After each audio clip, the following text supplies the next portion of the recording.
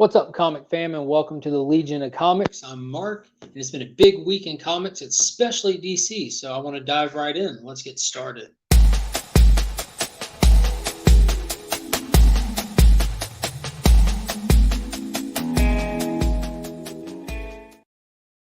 All right, if you haven't already, be sure to like and subscribe to the channel. It helps us out a lot. Ring that notification bell, and you'll know when future videos are dropping. We try to put videos up every week and do this live hangout every weekend. So if you haven't already, do that right there. All right, getting right into it, there are a couple people in the chat. We got Chris from the Comics Lounge. What's up? If you're not first, you're last. We appreciate you stopping by, Chris. It is, in fact, Morphin time. I do have a really cool Power Ranger book to show off for the people who didn't see the little unboxing video. And yeah, all righty, getting right to it. I do have a couple people that might be able to stop by at some point. I do believe that Kiddranoprints will be here shortly. But getting right to it, I do want to show this off because I was super excited about getting it. One of my bestest friends is over in Belgium. And we talk every day about Power Rangers and everything. And he was able to win this in an auction for me because I was working when wasn't able to watch it. And this rounds off my Tommy Oliver, Clayton Crane yellow labels. So I do have the White Ranger one, both versions of it. I've got the Draken one, both versions of it. And I got my Virgin Draken signed when Clayton Crane was at our local signing here in Augusta. And yeah, this one's signed. It's signed beautifully in green. It is a little hard to see on this camera, but it's there. The Dragon Zord looks beautiful. Green Ranger looks amazing. Came out very well, and it looks great with that yellow label contrasting on the Dragon Zord shoulders. So I'm very happy to have that. Very, very happy to have that. I just find myself sitting in the house just staring at it. So I love when you get those new books, those new slabs, and you just get a look at them, and the new just doesn't wear off. And there he is, right there. Art, what's going on, buddy? Yes, it looks amazing. It looks amazing. Thank you so much, man. I appreciate it. I do too, Steve. You know what else book I love? The Mighty Morphin number 5 Black Ranger with the Dragon Shield. I love that book a whole lot. Whole lot. What's going on, Sam? That's one of my workers. Yes, it does. Yes, it does. I talk comics with all these people at work, and they put up with me. Yeah, video over photo. It's cool, man. I might even bring it to work tomorrow to show it off. Very excited about getting it. But yeah, they put up with me at work. I appreciate them doing it. Yeah, I bet you do, man. That Black Ranger with the Power Shield or the Dragon Shield on, and that Red Ranger one, the Comics Pro, those are the only two Montez helmet variants I'm missing from all of Mighty Morphin Power Rangers and Go-Go, because I do have the Ranger Slayer one they did for Go-Go, which was awesome. Got it for super cheap. I got the Green Ranger with the Power Shield on that was a con exclusive. Got that one for really cheap as well.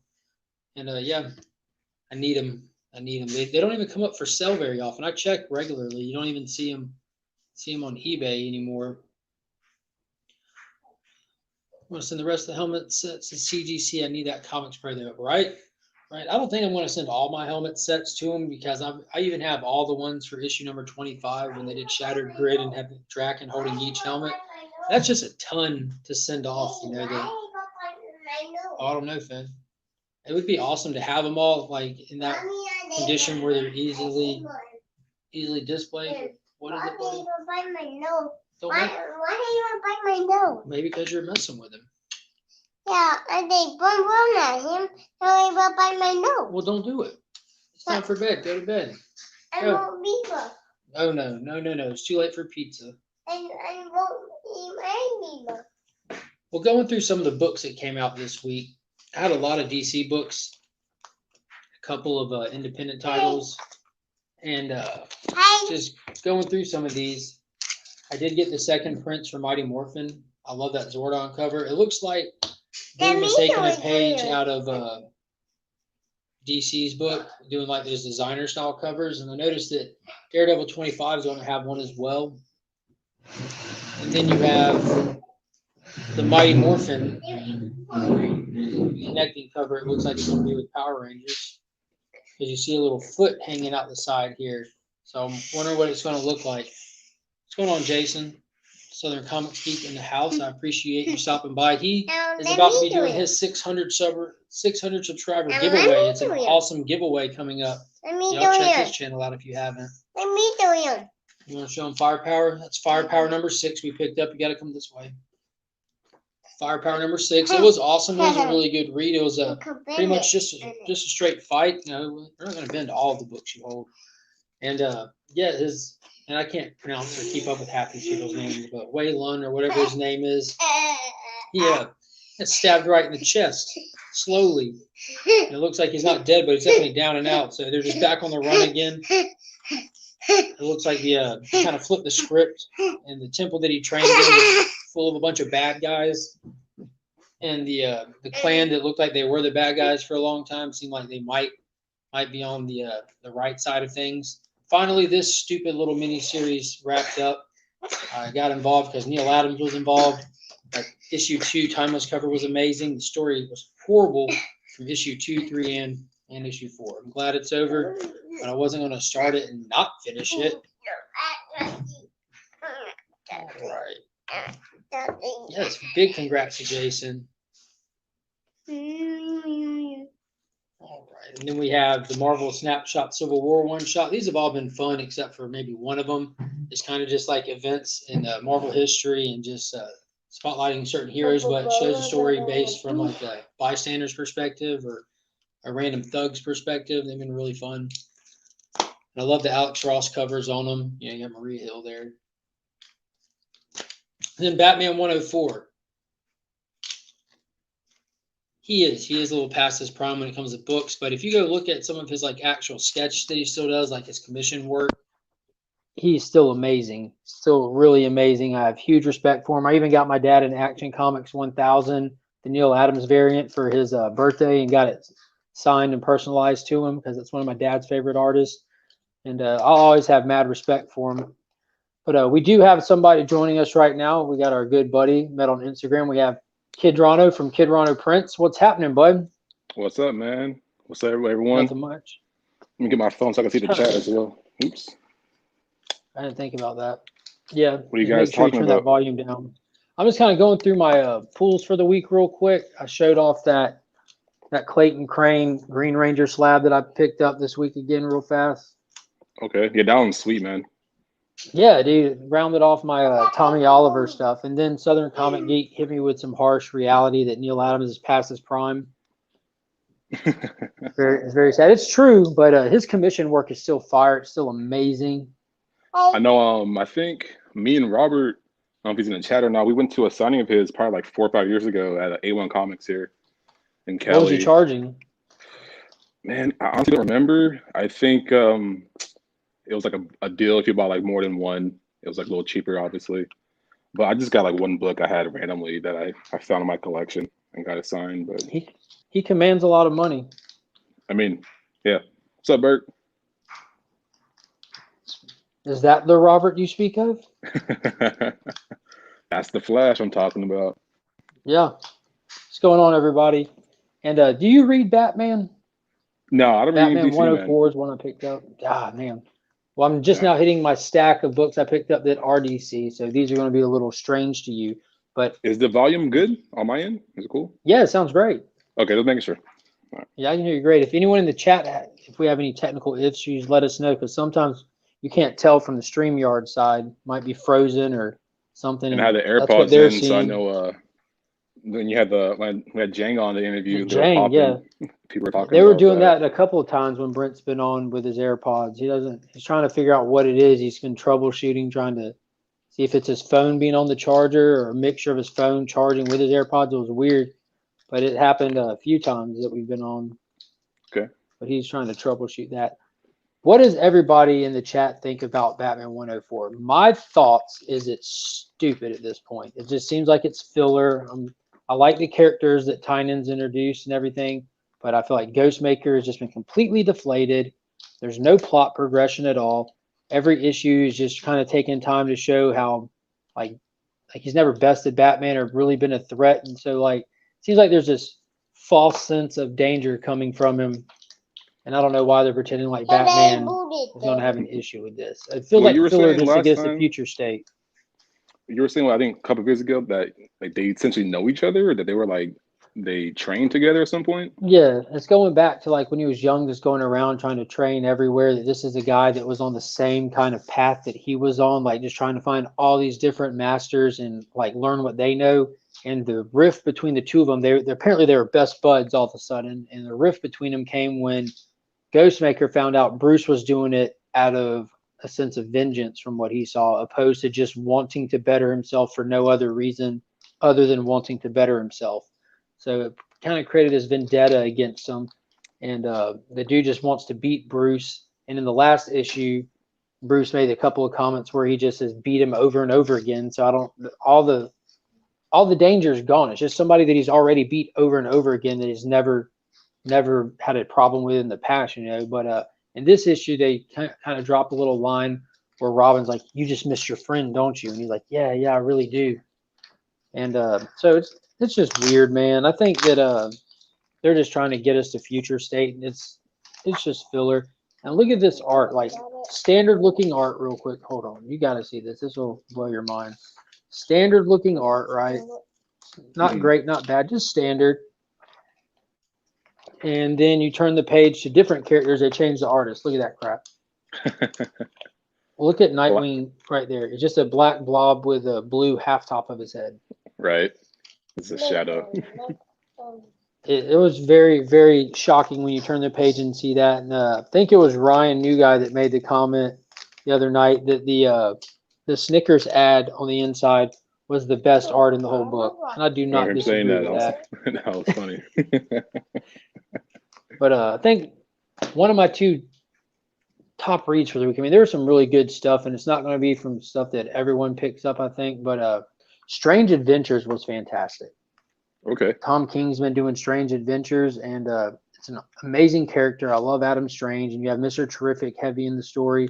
That's an awesome cover. It's basic. It is, and all of them, all the B covers for this have been dueling covers, so it's the same image. Like this is kind of like that everything's messed up with the cover A's, and everything is bright and shiny and perfect with the cover B's.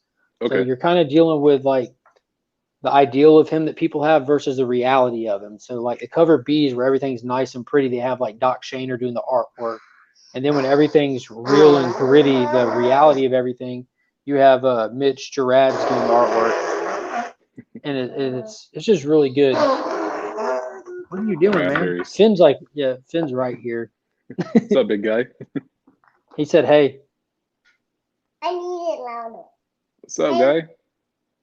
What are you doing? What are you doing? I'm at home. I was at home. Yeah, chilling. I'm at home. How old are you, man? I'm at home. He said, how old are you? Not 3. 3? Good job. Yeah. Man. He just turned 3 just a You're couple on it, weeks dude. ago. He's on top of it. That's cool, dude. What's going on to Cover Collector? What up, man? Absolute banger for the week. Oh, let me take mess up the sound. There you go.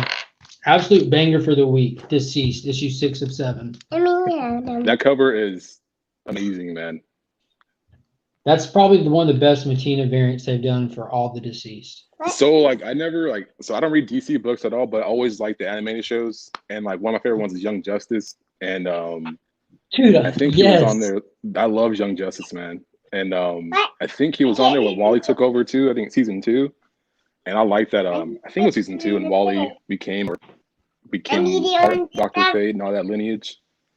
And so that's how I was introduced to him. And plus, too, if you ever play like this DC card game, you play card games. Which at all? one, Versus?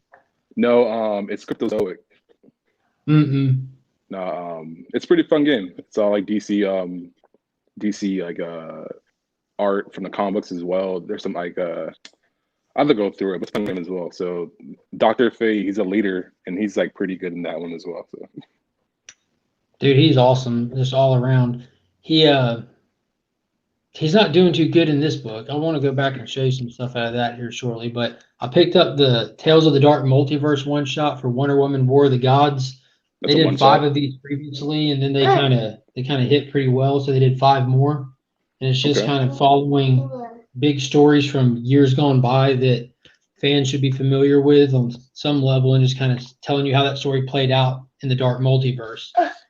And then I did pick up the Justice League Endless Winners. I'm not getting all the covers for all these by any means, but the other one's that one's nice. All right, we're not plugging it in, buddy. Stop. Trying to be But yeah, it's nothing special. This cover, Daniel Warren Johnson, who did Murder Falcon, cool. Wonder Woman, Dead Earth. He is fantastic. I love his art, so I got it for that. But it's just a fun little filler book for the season. You know, it's winter time, so let's do something winter related. Let's try to get involved with all the characters, and it's nowhere in continuity. They even started out with introducing all the Justice League characters for like new readers. Hey, bud, go to bed. Go. 1, 2. That ain't no monster. Get your big beaks and go to bed. It's late. Go. You're in the Batmobile, dude. What's to beat him? Yeah, Ben, your blankets, man. He packs all of his stuff up and moves all through the house all through the night until he just stomps out. Just in the room. Mm-hmm. He's probably going to be back in just a minute. That's his style. Yeah. We're trying to get him on a routine of getting to bed early. But he's not. Yeah, my wife and I, we never even like tried that. We already knew that's just like some kids. And my son, when he was a kid, like he didn't nap at all. Like he never napped. He only slept once. Now it's at the end of his day when he was tired, and he woke up. He just went, from dusk till dawn, full energy, and he was not a napper. Yeah. And this is a good point real quick. The DC innovation on minimal trade dress doesn't get enough appreciation. Seems like everyone treats it just like a regular cover. I couldn't agree with that more. I have this Rorschach Jang exclusive right there, and I bought the set just to get the minimal trade dress, because the minimal trade dress it's smaller. It gives you more of the art. The trade dress for that miniseries is nothing iconic. It's not Superman or Batman. It's just something they made for that limited series. So you get that out of the way, and you get more of the art. And they did it in a different color, just this nice blend-in color, and it looks so simplistic and amazing. It's just really, really cool. And I did the same thing with the Death Metal 5 that Jang did with the Robin King on it. Ordered the set just to get the minimal. But yeah, I love those minimal trade dresses. And same thing with this, how they did it. It just, I don't even know if you can even notice it up there. I know. Like it's just hanging out. But it makes it where you don't have to. It really is. And he's doing this cover for Endless Winners Justice League Special 1. And then Justice League Special 2 will be like the bookend to the series. And he'll be doing a cover for that as well. The only other B cover that I think I want to pick up for the whole series is Wednesday Superman. One of the parts in it is Superman, and Flash and Superman are part 2 and 3 coming out. And the guy who just did that Green Ranger cover for the Comic Tom boxes, Raphael Grizzetti, however you say his name, he's doing a Superman cover.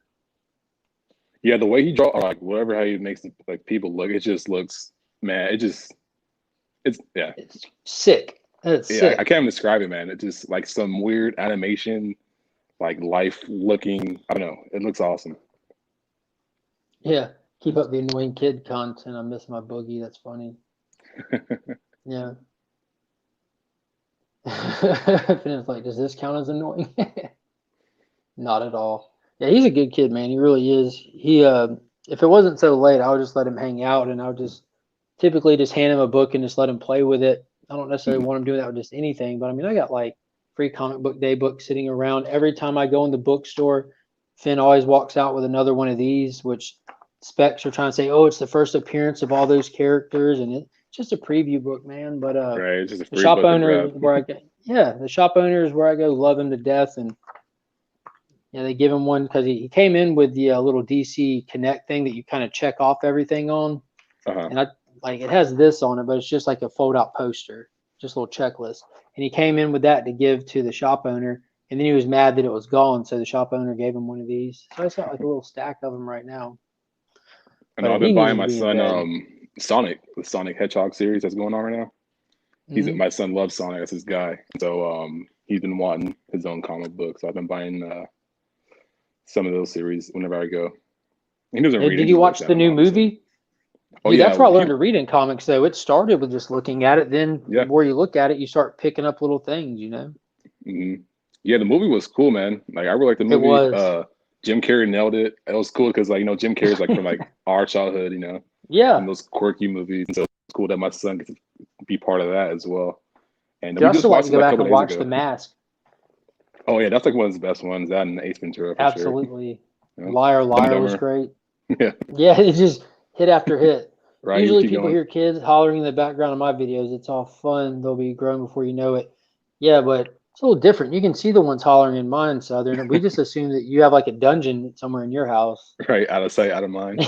Yeah. Just kidding, yeah. Kids are gonna be kids. Yep. No. Yeah. Like I don't mind, hearing some kids scream, but sometimes when you hear your own, you definitely don't hear no other kids scream. But they're kids. What are you gonna do, man? When they stop screaming abruptly is when you have to worry. Right, something happened. What's up, What's up, Comic Tattoo? Vatos? What's up, man? And then so Deceased, Endless Winter, and then I picked up Batman Catwoman. Okay, yeah, I got Now that one as I well. really enjoyed this. I know people had mixed reviews on it. I don't know, like I don't hunt out Tom King stuff. If it's content I think I'm going to be interested in, and he's on it, like great. Like I would have got Strange Adventures regardless because it's Adam Strange. It's turned out to be amazing. I picked up his Mr. Miracle run that he did. Wow, just wow, that was so good. Heroes in Crisis wasn't nothing super special, but I enjoyed it. And his Batman stuff, I liked most of it. I get why people were a little with the back end of it. But Clay Mann's artwork in this is fantastic. They're pulling heavy from the animated TV series. You have the Phantasm in there. And I That's a good love how element. he starts series off plot hopping, dude. Like Rorschach, Mr. Miracle, Strange Adventures, this, even Heroes in Crisis, you don't know who done it or what was going on with the whole little PTSD Center for Superheroes. So you get to kind of go on the journey of discovery with the heroes, and I like that. And for me, it made plenty of sense, like the whole like how the story was jumping around because it was just an intro book where they obviously start you out with a character on a timeline, and then you're seeing flashes of different events following Batman and Catwoman, just little moments here, moments there, just to kind of give you some context. King has been off of Batman for a while, so they're trying to refresh people on the tone and pace and what was going on with his time on Batman, just to get you back into his run on Batman. So it made perfect sense to me. It Is wasn't that one difficult or crazy. be like a 5-parter or just keep going? I'm not sure how many they're going to be. It's Black Label. It's a mini series or a maxi series. I don't know how many they're going to do. Like Rorschach is 12, Strange Adventures is 12, Mr. Miracle is 12. I'm hoping this is 12 just because it's beautiful art. It's well written. It's not just a flashy, bangy Ghostmaker style stupid story. Like he goes in depth, and I enjoy that. Like there's plenty of books that come out that are just fast food service, and like whether you don't have to like it, but it is a lot more attention and time spent on the writing and layout of these stories. They're just, I don't know, Yeah, I better picked up quality. that one as well. Endless Winter. I don't know where I put it, but I bought that one as well. So like, I've just been Which trying to one buy more was DC it? books. Endless Winter. Yeah. And that's nothing special. Like I'm hoping it's gonna be fun. That's all I'm hoping. And Hmm. I think with having Black Adam, Swamp Thing, Hippolyta, and the Viking Prince thousands of years ago as a team, I thought that was absolutely cool. So it's not Alec Holland Swamp Thing. There's someone else who's the avatar of the green being a Swamp Thing. And which is Okay. cool because me and Ryan talked about it, and then he sent me a post that the first kind of book that's been solicited after Future State that we found is a Swamp Thing series. Like, so Swamp Thing will have an ongoing title after Future State, and I'm wondering if they're going to let it be a different avatar also. Like, is it going to be Alec Holland, or are we going to get somebody new taking over as a champion of the green, Okay. So there's some cool stuff to look at. But Awesome. I got to show you this. Dude, Constantine's basically been on a mission to try to cure everyone, and he's trying to fight back against this virus. And he gets Etrigan, Phantom Stranger, himself with Ragman's cloak on, and they get Dr. Fate to walk into a room with the Spear of Destiny and everything. And they just straight up stab Dr. Fate with it and kill him so he doesn't stop them. And then he grabs Shazam's lightning rod and empowers himself with it. And so he's taking all the magic elements from the DC comics and just Okay. kind of imbuing them all into himself. And Zatanna walks in on him and he says, I'm not going to lie. This is exactly as bad as it looks.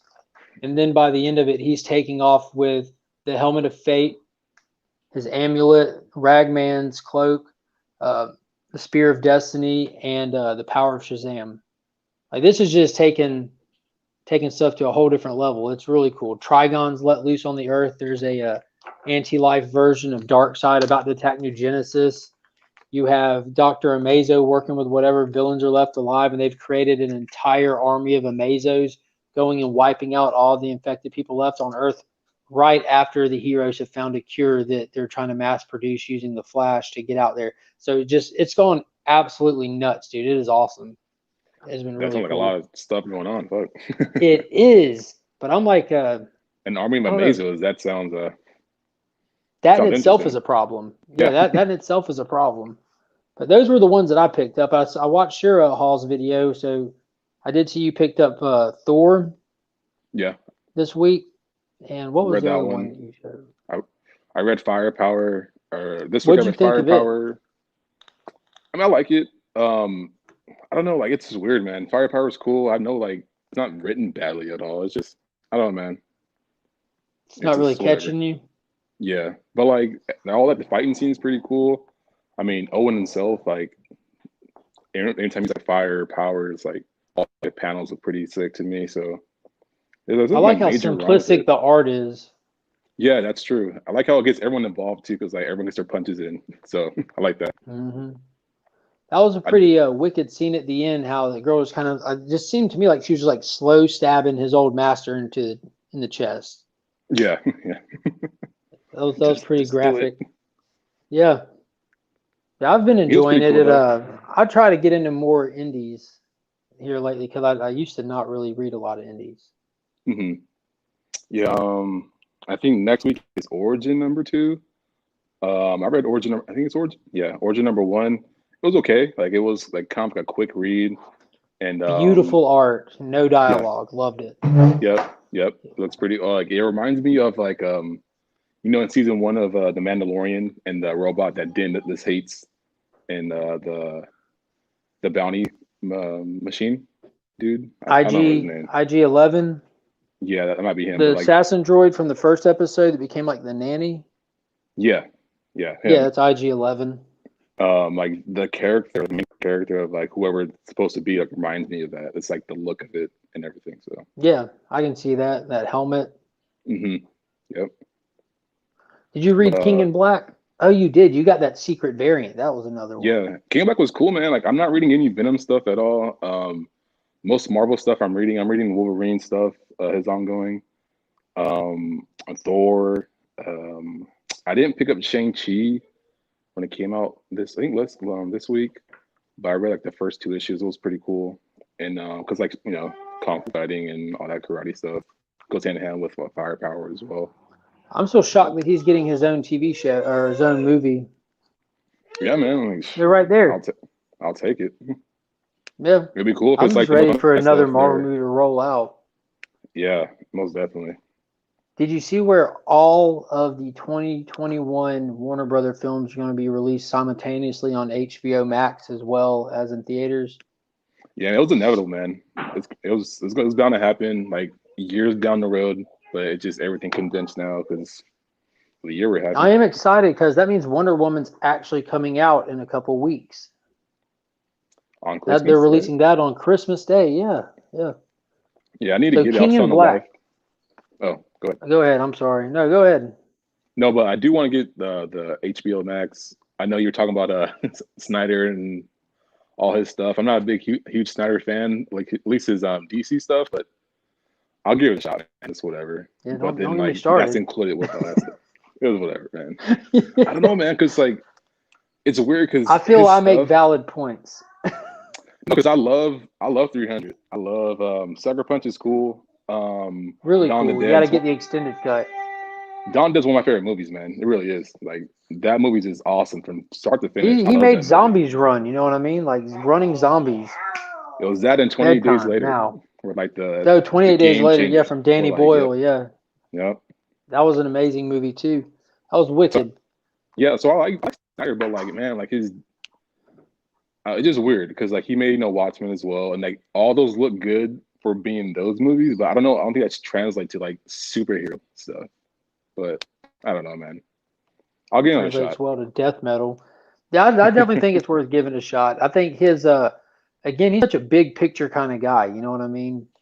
Can you imagine like say what you will about Joss Whedon because it really doesn't matter, but when he got brought in at the last hour to sit down and try to piece together a movie out of what Snyder was envisioning, Hmm. no, it's bedtime. Can you imagine how daunting that had to be? No, yeah, that's Because true. he's rolling out like a 4 hour movie and they released like an hour and 40 something minute movie. They probably looked at all of his stuff and had no clue what to do or where to start. Hmm. Yeah, no, that's a good point. And one of Yep. the LCSs, the shop owners, he was telling me about. I didn't know like if it's true or not. He was telling me that his like Snyder's daughter passed away, or like Yeah, she had committed suicide in yeah, and February of I didn't know 2017. that at all, man. I was like, okay, that will obviously drastically change your mood, and not wanting to be part of anything. Mm, So I'm like, okay, I think it's just that. awesome that it came back because the executive for HBO who finally reached out to Snyder and talked to him, and what happened was when he started his job position, it was in like late November of 2017 or December of 2017, and Justice League came out in early November. So he said the first thing he saw in his work email, his first day of the job, was an email about release the Snyder Cut. And he said it's for every day from that point forward, his day started with that hashtag and ended with that hashtag. So he got to the point where he's like, dude, there's got to be something to it, you know? And so he just reached out to him, screened the movie, a rough cut, and he said, this is worth throwing money at. So I'm Yeah, like excited extra if $30 million. Yeah, Correct it, man. started with 20, ended out with 30. They started out saying no reshoot, saying let's give him reshoot. So I hope it becomes a lot more because I think it could have been amazing. And I said this the other night that he doesn't make movies for Jack and Jill who have no desire or knowledge of comics. It's not for them. And that's not smart from a filmmaker or studio standpoint, but it's great for the people he's making it for. He's limiting Hmm. his audience, but not limiting me, so I'm fine with it. Yeah, And I just prefer the characters. I guess I'm definitely biased on a huge degree because I like the characters a whole lot better than the Marvel characters, with the exception of the Incredible Hulk. yeah. I That's just about lean the more only on the Marvel exception. side, but I mean, I like certain DC characters for sure. Like Nightwing, I love Nightwing. Um, Blue Beetle, always liked them in Young Justice. Like so, like most of the DC stuff I get introduced to and I So watch. You like the Jaime Blue Beetle. Yeah, but even like the Yeah, I'm a Ted Cord guy myself. no, yeah, like even when they explored all that and look some stuff up, it was still pretty cool. Like how like the history to it. So yeah, They're watching Max Lord. Max Lord killed the Ted Cord Blue Beetle, shot him in the head. damn. Just point blank shot him. But Wonder Woman ended up turning his head around backwards for it and some other things back in the day. It kind of kicked off the Infinite Crisis mega event in like 2006 or something like 2006 or seven. But it was a really cool read. If you never read Infinite Crisis, you should definitely go back and check that out. It's fantastic. I have that one. The Blue Beetle's first person, right? The Issue, Jaime's, yeah, yeah. Or I was gonna say yeah. Time is I think issue 3 or 5, one of those. yeah. And Jim Lee did the first cover appearance for him during that series because George Perez and Jim Lee teamed up for covers on that book. So the A cover were all Jim Lee's and all the B covers were George Perez covers. Yeah, a couple of Perez's covers for that. Mm, I was working at my LCS when that came out. I just ended up getting all of them. It's awesome. That was really cool. What did you think of King in Black? Because I myself don't read any Venom, any what's the other one? Thor that's really Hmm. tied in with Noel stuff. I didn't read Silver Surfer Black, even though it's been highly recommended to me, and I plan on getting around to it. But I did get caught up with the King in Black issue 1. Yeah, I mean, I enjoyed it. Like it started right away, man. All the action from the get go, man. So I enjoy that. Like I haven't read any Venom stuff at all. I read Thor um, as it comes out, but I haven't read, like you said, Silver Surfer Black stuff either. Because I just got ready to collect them this past year. So even when they were talking about everything and like learning about Donny Cates and everyone like being a Cates fanboy, I was like, who's this guy? And everyone loves him, and so that's why I started picking up the Thor run. But King in Black, like I enjoyed it. It was cool. Um, I just wanted more of everyone else in it, like doing stuff and like more of Yeah, the there was heroes. probably But just one real event happening at one time, was just him showing up. mhm, I think Donny Cates did a really good job for people like me who didn't do anything like keeping up with the story as far as getting to that point? Because it did seem very straightforward with Eddie going and seeing Dylan for a minute and everything, and like the little things like when Noel showed up and Eddie and Dylan were in the hallway and you can see that they were disturbed for a minute because they could feel his presence. So you see that connection there. Because I don't know what's going on. I just know like Dylan can control symbiotes or something like that. But it kind of like put in perspective how beast mode Noel must be just with his entrance, the way he showed up inside of Celestials that he just had covered in symbiote and he had kind of taken control of them. That was wicked. Yeah, Like how flex his strength, just rip Bob a new one, man. Just rip Sentry to pieces within a second. And it ate the void, whatever he did to it, and just absorbed it. And I missed that when I first went through it. I was kind of thinking, like, I was kind of going through it quick, and I was thinking, well, now that Bob's dead and the void's loose, what does that mean? Like, they should have just let it run loose, like done nothing with it, and let it run loose. And you got a really cool story on your hands for later down the road, but it was pointed out, and I had to go back and look that he actually absorbed the void. That was wicked. Yeah, I did the same thing. I was like, I had to do a double take. I was like, wait, did he just just put it? Like, what? Oh, okay, that's what he did. That's cool. It was nuts. Yeah, I did like how at the end when Venom, before he went out to Noel, he was like sitting on the chair, and that panel in that scene. I think I have it here somewhere. I'll take it out. Before he when Noel showed up, he said, "Bring me Brock," and before he clarified that, was some cool panels. I'm not gonna lie. Yeah. And I don't know what's going on with the chair. Like apparently you sit in it and you link up to it, and it. Yeah, that's what I assumed too. That's what it seemed like. Again, I'm not reading the Venom stuff, but that's what it seemed like. The Cover Collector, I don't know. I've heard people mention that it was that someone tweeted, one of the creators of all this stuff. I don't know if it was Kate or someone else tweeted confirming that the King in Black is referring to Noel, or I don't know if they're going to do something and have Dylan be the guy that takes him out and takes over the mantle or something, or for sure Dylan's be part of it, right? Like he's gonna play. That seems so obvious, though. Like that seems like way too obvious. It does, man. It really does. And so maybe it might be like a team up of sorts. I like how Burke said he said about him like going to Thanos asking for help. That'd be pretty cool. Thanos probably enjoy that. Have like a good laugh. I don't know if Chris from the Loungers is still in the chat, but he follows this stuff closely. Comment what you think the old King in Black thing is referring to. That'd be cool. Give me some insight here. Let me show you what I'm talking about here. But yeah, I like the story. It was well paced. Like some parts were like kind of confusing. Like, okay, when is this like taking place? But other than that, I'm like, it's just minor stuff, you know. Yeah, and I'm a huge Rob Liefeld fan because I was born in the late '80s, grew up in the '90s. I was around for the whole, and like in comic shops growing up, around for the whole craze with Liefeld, and some of the artwork in there was reminiscent of it. Yeah, that's nuts right there. This scene was tight when Professor X was talking about, and here comes my X-Men. Like that part was tight. Plus Wolverine right there. That was awesome. And was it? I think the next page. Look at the next page in the bottom left. Tell me what character that is. The dude with the shoulder pads. The next page? This one? I think it's the next page or page before it when they're kind of showing where everyone's fighting. There's a guy on the bottom left. He looked weird. I didn't recognize him. He's got like large shoulder pads. Yeah, who's that guy? Down here? Or your right hand. I don't know. So the left side of the page now. Uh-huh. Yeah, I don't know who that is. I don't recognize him. Right here? Yeah, I don't know who that is. He's got some kind of energy on his hand. He's with the Avengers right there, isn't he? Like on the ground battle? Yeah, he's with Cap. Most of them were like the street level stuff. And I don't know who pointed it out, but talking about Iron Man not doing the damn thing, just sitting there. Yeah. That was pretty funny. I thought the same thing. It said he's playing Oracle now. Just playing the wrist from his chair. Well, he did a lot right from the opening. He coordinated all of those little satellites or whatever they were in space to kind of give them like a little dam and timed them to blow up. So he tried. I mean, after that, he thought he was doing big things, and then that was awesome. Was wicked.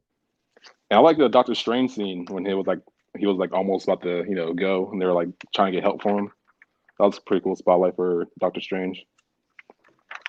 I don't See, know this where seems that like is. something like a bunch of symbiote dragons. Just to me, don't seem like something that should be an issue for Doctor Strange. You think, right? But those dragons look And pretty cool. I like that B cover. I think one of the variants. yeah, The, it just was. They all the were really dragons cool. on They're it. all just flying at you. That Now was we do tight. have someone else here with us going to pop in and hang out. All right, let's And do it. everyone watching, if you haven't already, check out Kiddranoprints on Instagram. I have linked his Instagram in the bio as well as his YouTube channel. Go over there and give him a sub and Thanks, man. check I out his appreciate it, stuff. guys. And yeah, absolutely. And check out the stands he makes. I know you have one handy. You have one handy? I see some in the background. Oh yeah, here's the one. Here's a YouTube one I just made. Just most YouTubers have some YouTube in the background, so I just made a YouTube stand. Yeah, I was thinking about that too, because when I post pictures of my comics, I always use the stands, but I probably need one with that too to kind of bridge what the logo even goes to. Just wait for your okay, man. Oh wow, very cool. Yeah, it might be another 3 months with my mail though. Who knows? Yeah, you I'm were the worst lying. mail in the world. When you ordered your stands first, and you were saying that, I was like, that's kind of weird. Okay, I mean, whatever. But I'm like, yeah, you're fine.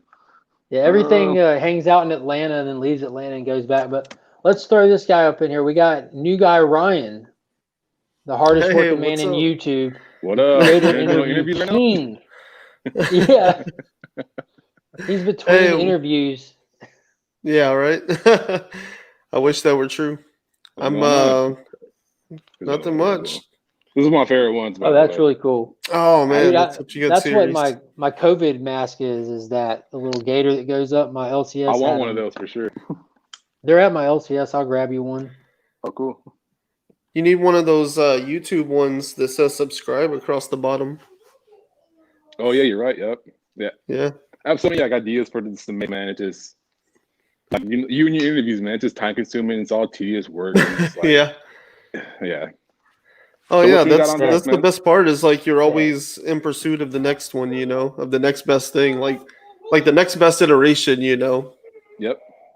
Yeah, like the first go around for the stands were like they weren't even not this quality, but they didn't even look like this. They didn't have the weights in the bottom. They were just a regular the PLA, and so like you said, you just got to keep playing with it, and just naturally stuff improves. So yeah, like every video I do, I learn a new trick in the software, and so then every video after that has it, It's like these little things that I'm sure nobody notices, but like there's always like some kind of upgrade in each video I make. So that's how I see it. It's the pursuit of like the next iteration, Yep, exactly. What's what up, all Mark? have you read this? Nothing much, man. Just I feel like a hostage negotiator talking to this kid from a distance about going to bed. Yeah, talking in sign that's what I've language. been. That's what I was doing. My daughter, the kids go to bed at 8, but she's almost 3, so you can't just expect her to go lay down, So I had to go lay down with her and convince her to go to sleep. Yeah, my son. Otherwise, she'll move every time she's almost asleep. Yep. Yeah, my son just recently started going to sleep by himself. Oh, nice. Finn to get you to lay down, then he'll tell you hand right here and tap on his chest. And you go to move. If you think he's asleep, you go to move. You feel him just tighten down on that hand. Yep. Come on, man. My back's killing me. I don't even fit on this Batmobile bed. Yeah, my daughter's got a bunk bed with on one of those ladders in the middle, Oh, no. You got to crawl in on half of it. It's awful. The things we do for kids, right? Yeah. No, yeah. And keep him entertained too, because it's a lot of work maintaining a kid, man. Yeah. So what did you catch up on reading, Ryan? Man, honestly, the only thing I've read is the 4 ones that I knew we were probably going to talk about on Thursday night, So King in Black was cool. I think it was smart of Cates to go ahead and just put everything that everybody was expecting, just put it in the first book and kind of wade through all the tropes, and break through it, because it made for a really intense experience, so that made it kind of memorable on that side. But on the other side, it kind of gets all the expected things out of the way, Now we can be surprised. Now there's room for everything we didn't see coming, So I thought that was cool. Yeah. So I thought that was cool. Sentry getting ripped to pieces, but it's funny that happened. It's it's well balanced, because apparently he ripped Carnage in half in Absolute Carnage. I didn't read Absolute Carnage, but I picked up the New Avengers when it was coming out, when they introduced Sentry.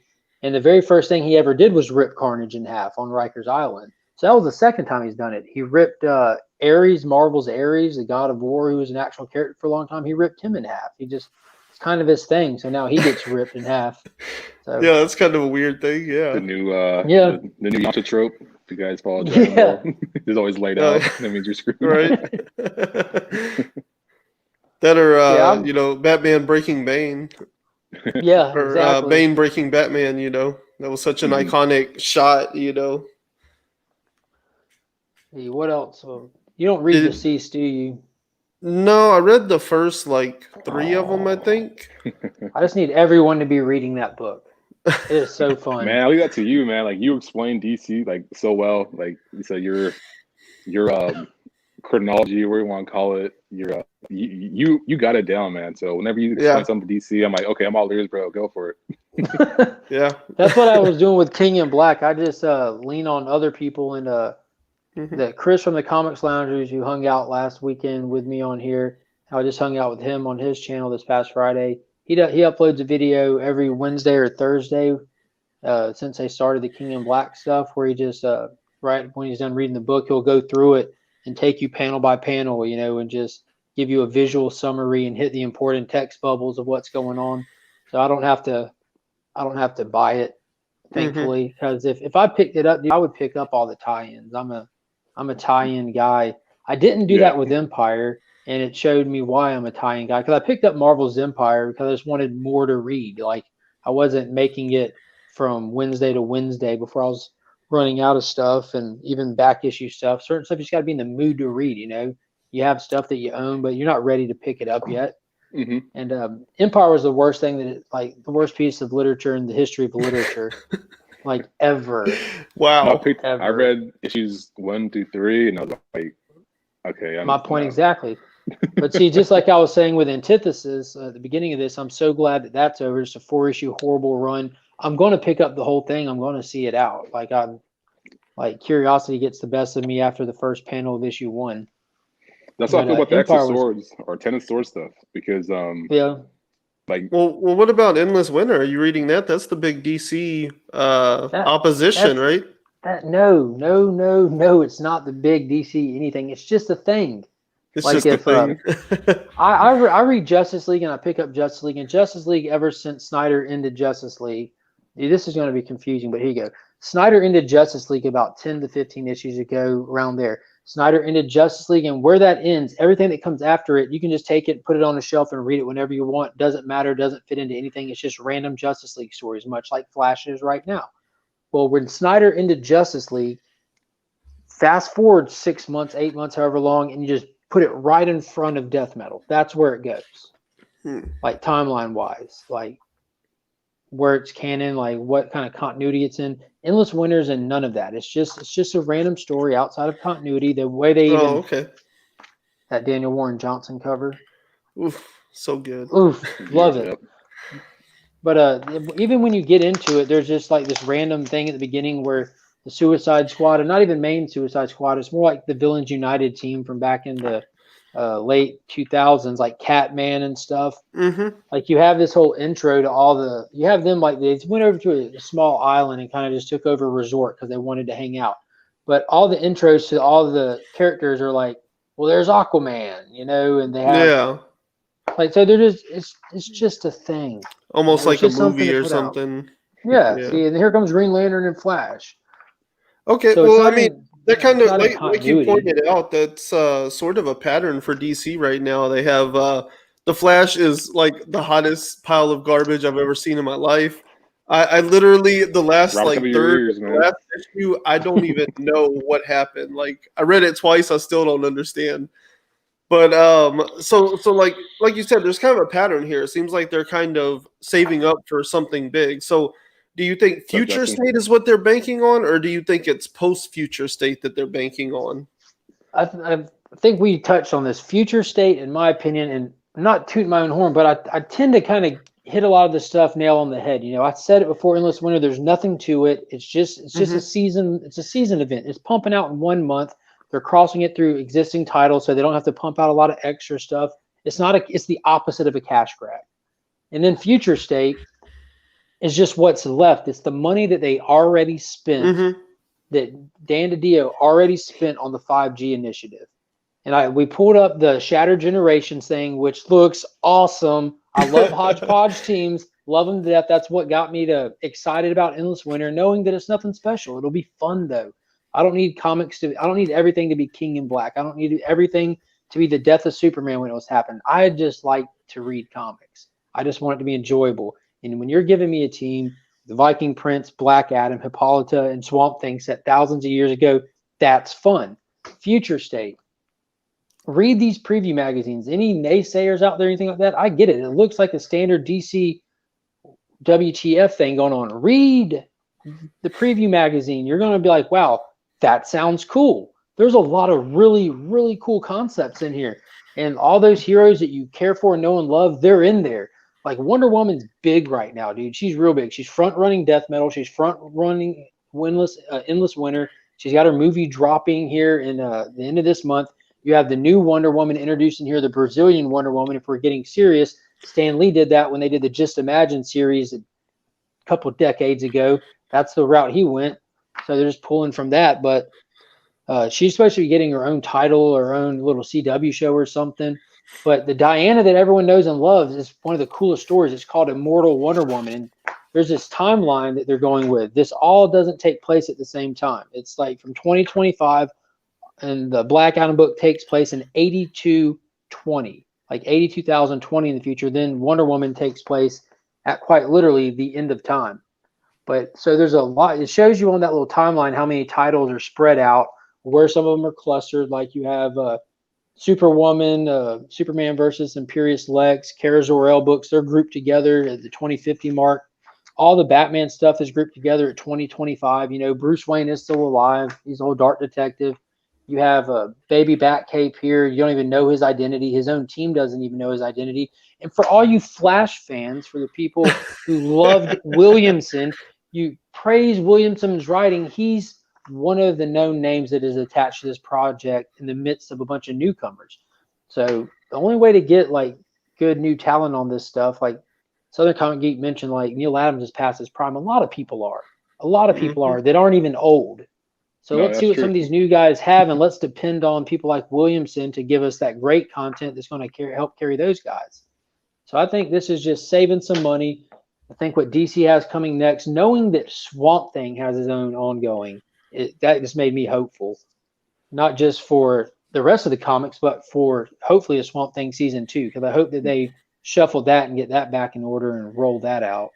When's that rolling out? The Swamp Thing. Swamp Thing comes out in March, doesn't it, Ryan? Yeah, March. I don't remember the exact day, but yeah, sometime in March. Okay. It's kind of I've seen that. That was the first one that broke, and that one looked really cool. And then there's another one I've seen that looks pretty cool. I think just like the creative team, you know.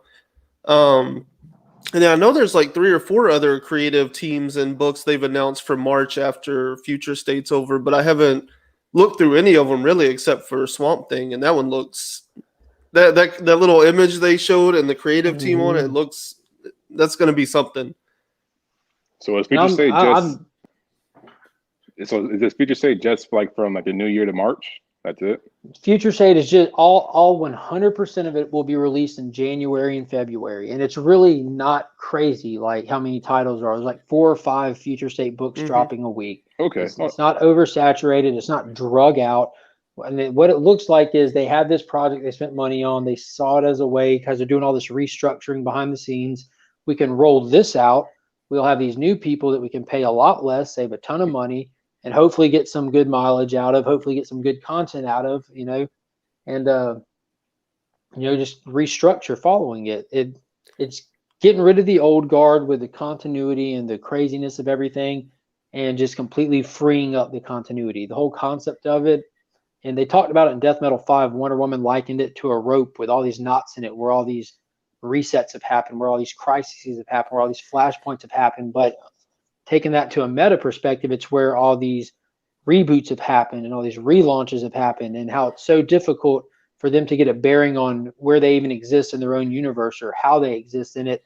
So what they're going to do is what they've never done before. Instead of tying another knot to clean it up, they're going to untie all the knots. Everything that has ever occurred or happened in DC Comics has actually happened. Okay. And that's how they're going to play it moving forward. And that's super duper interesting.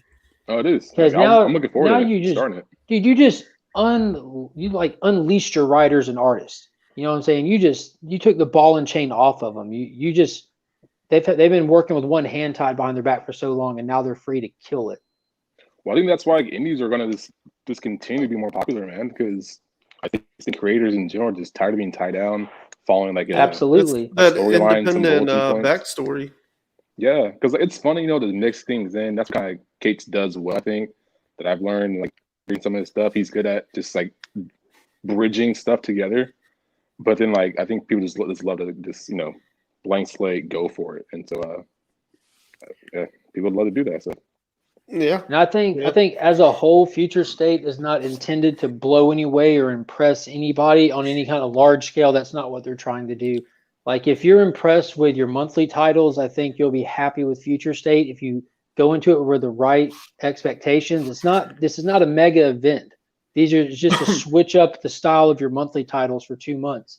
So a lot of it's going to be ground level stuff happening. It's not cosmic craziness going on. If you want that, you're going to have to read the 3 issues of Immortal Wonder Woman for cosmic goodiness kind of stuff. You know, it's not meant to be insane.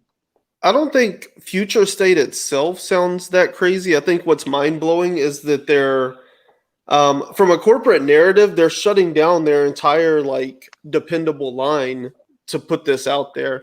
And like corporate narrative, that seems kind of backwards, but like you pointed out, the way the year has went and the way that money and structuring has flowed, I think it makes sense on that end, you know, but initial reaction, you never see a corporation shut down dependable money. They're always going to keep that moving, you know. So but if you it look does at the seem kind trend of their weird.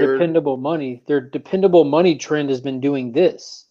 True. So they got to how do we stop it from doing this? You know how many people are like here? They're stopping Batman. They're stopping Superman. Well, Superman ain't been bringing them nothing recently. I read Superman, but I think I'm the only one in the whole community of people that I talk to on here that reads that on a monthly. Dude, that Sinmar storyline going on is nuts. It's awesome. I just love the artwork in that Ivan Reis, Reis. But it's really cool. So what do you think about like these post Future State storylines? Do you think these are going to be something of significance to the universe and kind of explain away like independent continuity and all that, or I think you're how do going you to think get that's that going to from work? Shadow. That's going to come from Generations. I think that's definitely going. I don't think they're going to touch on it heavily because having the writers and artists touching on the continuity freeing is counterproductive of continuity freeing. You know what I mean? Like Yeah. them you're making your writers and artists address something that doesn't need to be addressed. Yeah. And, once they acknowledge it, it becomes a thing. It exists. So I think that the way that it's going to happen is you got this small little preview of it and I do this every time. It was I think it was in Tech 1027 when you had Commandy come through the time portal with Skeets on his arm, like roll back the clock and Batman turns into first appearance Batman and he dips out with him. And we pulled up the picture where you have the Shattered Generations. I don't know if they're going to do a one shot. It's also a part of the scrapped original plans, but that hodgepodge team, it's a $9.99 book. It's oversized. I think that's where you're going to see the team addressing that concept, however they plan on doing it. Yeah. What's going on, John's Comics? Explaining the omniverse into existence. So, man. If they do Future State correctly, that's a true statement. Yeah. Future State is not meant to matter in 2025. But just like with anything, if you get any characters for whatever reason that we, the readers, the people who spend money on this, respond to positively and honestly enjoy, that character will matter. That character still will be around somehow. Yeah, because that's the thing that kind of drives me crazy about every time that a Black Label book comes out, you know, the first question is this continuity? Is it not? The truth is, DC's going to tell you if it's not in the main line already, then it doesn't count until enough people care and then like it, then it will count. That's not new, and that's not even a new formula. Yeah. You can thank Alan Moore for that. Mhm. And really, we should thank DC for that. If they give us something that we receive so well, and they actually put it back in there, that thank you, good job. You just Yeah.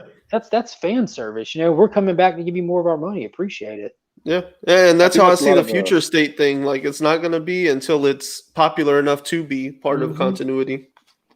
I think a lot of just corporations in general like just tend to do that. Like, I read mangas, I read like current Dragon Ball and My Hero, and like one thing, if you watch like last like Broly movie, there was like what 3 of those out in the '90s of like the non-canon Dragon Ball Toriyama, and so like they Mhm. just added that recently because enough people wanted it and become continuity, and I think a lot of corporations in charge of like content like that are just creators like tend to do that. It's a new formula too. It's create something, Mhm. see if it builds over time. It's like a small investment. You don't have to like put much time in it, and then over time, people like it. We'll just absorb that and make it part of the main storyline. And this is like talking about the whole corporate point, like how like you're talking about their guaranteed sales, and kind of mentioned how they've even dropped. Like how Comic Sans mentioned some books he keeps on his pull list just to have the full run, even if he doesn't love or even like the current story arc. I cannot think of a single monthly title I've ever dropped due to a current story arc. And I hear people talk about it all the time. Oh, I wasn't caring where it was going, I dropped it. Well, how are you gonna know when it picks back up or this or that? And what are you going to do with that missing chunk of their life? Like, Mm-hmm. I don't, Well, I've never it's understood the the hype concept of dropping machine. and picking up and dropping and picking up. If I like a character, I'm in it with the character. I don't like my son 24/7. You know what I'm saying? But I'm going to stick around for his life. Yeah. Yeah. Oh man, that's too relatable. No, I know what you mean. But that's kind of the hype machine. That's like the upside and downside of the comic community and social media in general, is that like we're all so connected that we're always telling each other, we're always feeding this information of like how good is what series and where's So it at, Shabby. Mhm. Like I'm guilty of listening to like so many podcasts and YouTube videos and stuff where like I know what's going on in the DC universe loosely because I listen to enough people talking about it. So I know when books get good and when they get bad. I know everything that happened in Tom King's run of Batman, but all I've read is 99 and up, so I I, I shouldn't. think I think you would Right. enjoy. Yeah. Honestly, the way that I hear you talk about people's writing, like where you take it from more of a creator angle yourself, you seem to dissect these things a lot differently than just a layman reader who's just like where more I fall. In my opinion, I think you would honestly enjoy that Bat and the Cat story. It's just like I was telling Cadrano, it's not a fast food comic book. You can tell more time, effort, and energy is spent, more planning is spent on it. Just How yeah. is it purely picking up where it was left off, or is there Well, any kind that's of like new reader friendliness to it? that's what we were talking about. It's new reader friendly, but it's not idiot friendly. And what I mean by that is the way that they write it, and the style that they present it is if you pick it up and you haven't read his Batman stuff, that's what people were complaining about was the plot hopping, right? Yeah. And so it starts out right on a specific time frame that's obviously after this story is going to unfold in. But what it does is you get like two panels on the same page where it's just plot hopping. It's just giving you images, giving you brief little dialogue back and forth, the briefest dialogue, just setting the tone of these characters. It's not meant to push the main story arc, which they did. He still did it. He still laid out the groundwork for the story arc while just giving you all these different little time clippets and little bitty moments just to kind of get a concept. Okay, these two are obviously hopping rooftops at night together, flirting with each other while they're fighting crime. Oh, she's still talking to the Joker behind Batman's back, and the Joker's aware of their relationship. It's giving you everything you need, and everything people were complaining about is they were looking at the stuff they didn't need. And I don't get that. I didn't get that. I can understand how they didn't follow along, but dude, I read so many comics. I like them when they're different. I like Yeah. them when they're different. I don't, like I was telling him, I don't pick up a ton of indies till recently. A lot of that's because I watch your stuff you put out, and you just make it sound good, and it is good. But I like it when my superhero books are taken to that more serious. They put more time, effort, and energy on them. It's not a monthly title, so it's just treated differently. Well, I mean, I've said it before, like for me, one thing that's really interesting, like the MCU was pretty good when it was doing comic book movies, and then they figured out like let's do genre films and make the characters superheroes, and that was next level, I feel like that's kind of what the DC movies were missing was they almost got too superhero in a time when our world was looking for more relation between superheroes and the real world, Mm-hmm. And so that to me is when like superhero comics get really interesting when you're like, here's a comic that's doing something very much like very genre, very storyteller, very stylized and things like that, because there's so many comics, especially in the superhero realm right now, that are all just like these straightforward like superhero action, I would love I to enjoyed see, Batman versus Superman. And I love think that you would extended- because, like I said, I think it's a very comic book friendly movie, even if it's not like, exactly one-to-one a specific comic book. That movie feels more comic book than the more recent Marvel MCU stuff, Yeah.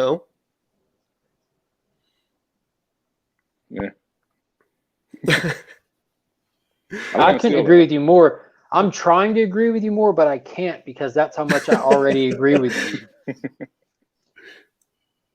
But all that to say, I mean, Batman versus talking about the Superman's a DC tough stuff. one for me. So, Have you? And I know this is a cop out you hear from a lot of people, but have you seen the extended cut of it? I've seen. It's been on. It's been on. I haven't watched it for sure though. Because one thing that I've noticed with a lot of Zack Snyder's movies, Sucker Punch being a good example, is the choppy editing in them. They don't seem to flow smoothly. You've heard me mention this before. When I read my comics, I want the panel to panel work to be smooth. Not talking about the art being crisp, but the panel work to be smooth. It has to flow. A lot of Snyder stuff doesn't flow, but there's this miraculous thing that happens when you go get the extended cut of Sucker Punch, when you watch the ultimate cut of Watchmen, when you watch the extended cut of Batman v Superman. All of a sudden, so many of those errors go away. It's like he's not a studio-friendly filmmaker.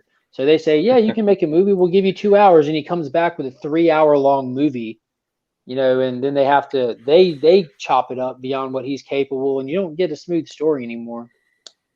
Well, are they going to like release it in like parts on HBO Max, or is this going to be? Yeah, they're going to do it in 4 parts. Okay. John, I'm very, very, very excited for crossover number 2.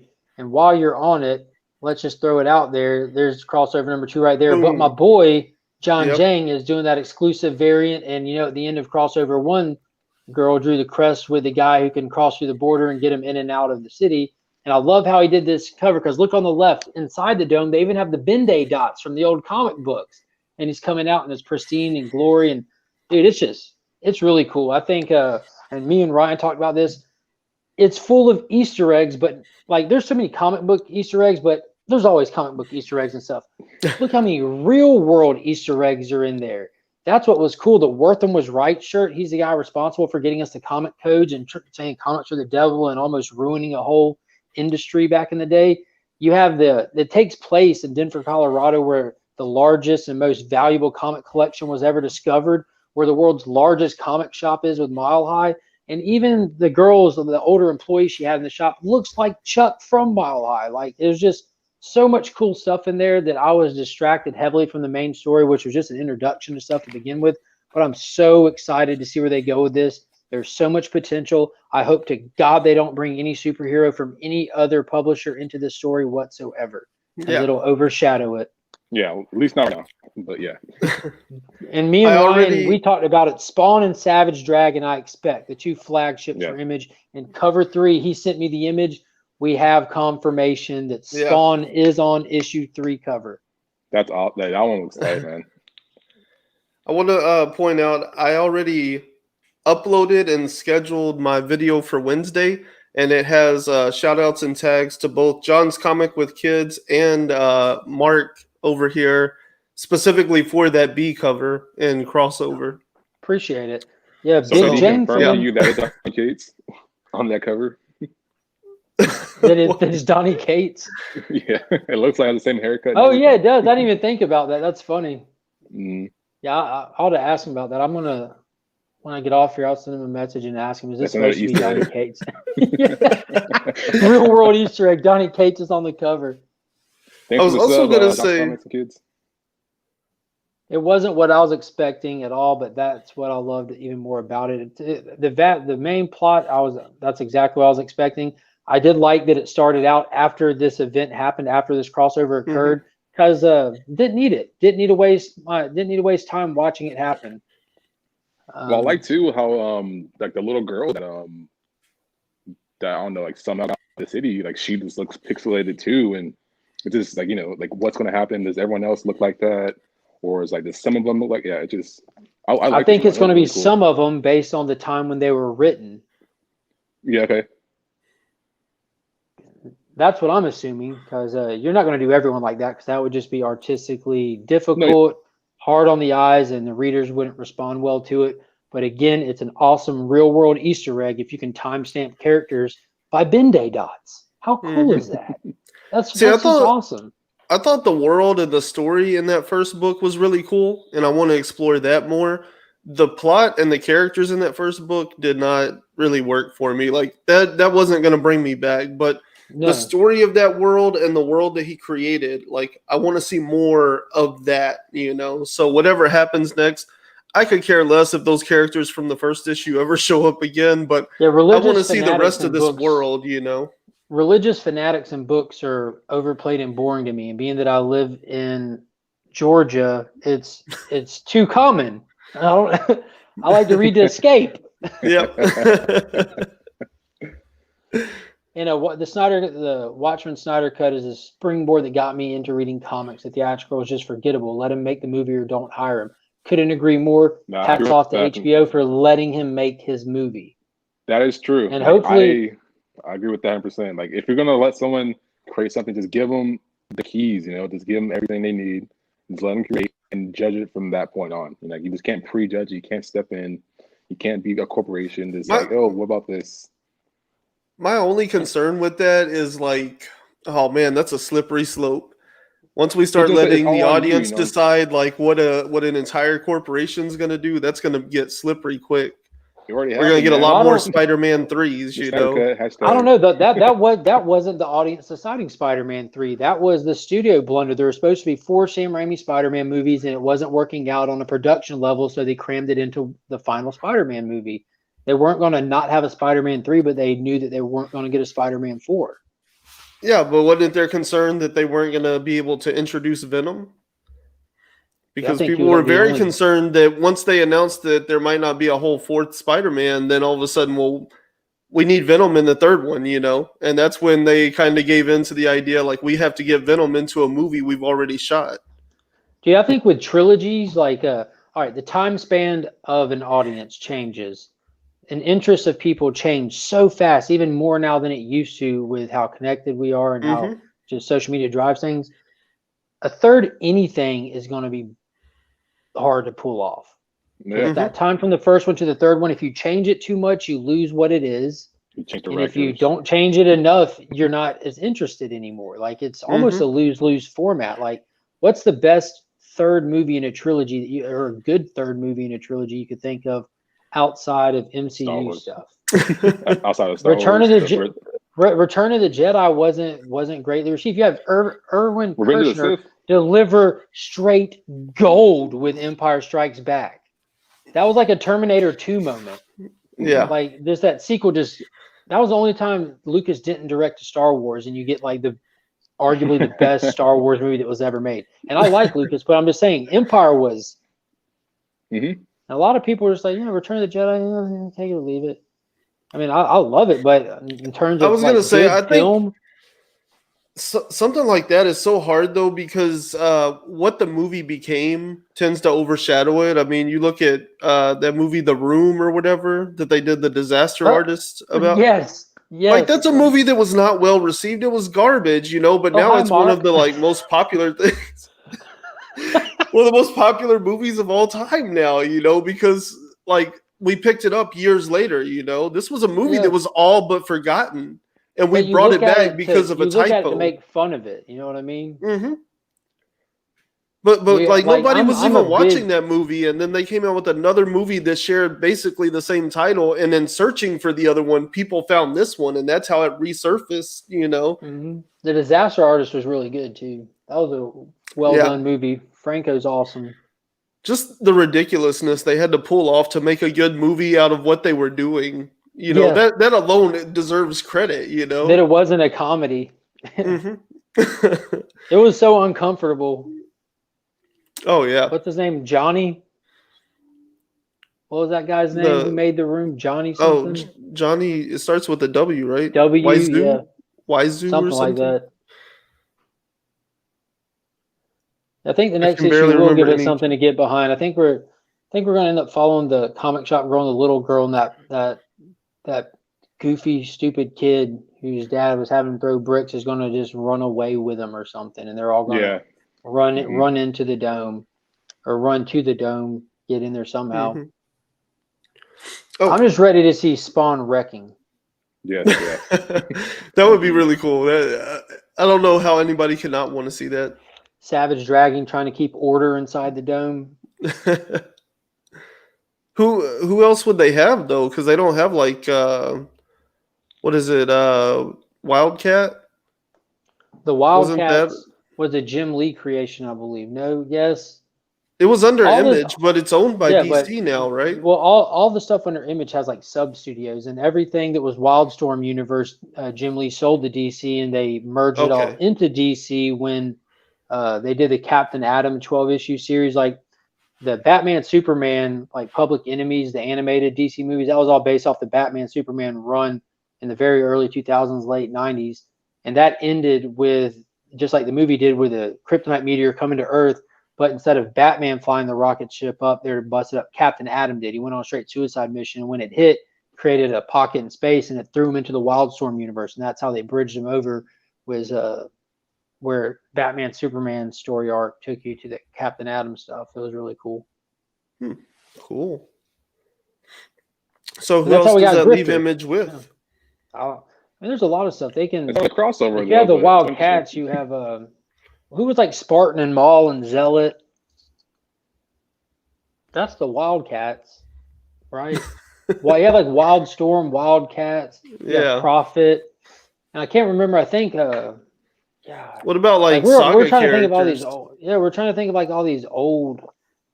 Wasn't Saga Valiant, or was that Image too? That was Image. Saga is Image, I believe. Yeah. That's like their 2000s Renaissance. You know what's weird is we're sitting here trying to dive deep into early 90s Void, Image stuff. Halo. Walking Dead. Yeah. Like there's just think of the new stuff they're putting out. Mm-hmm. But Invincible could be in there. That'd be a waste yeah. not to have Invincible in there. Yeah, I think, it's, Yeah, I think Jim said something about that. That'd be pretty cool. it just feels very like one-sided to all Kirkman once you get to the modern era, though. Warblade. He was on the Wildcats, wasn't he?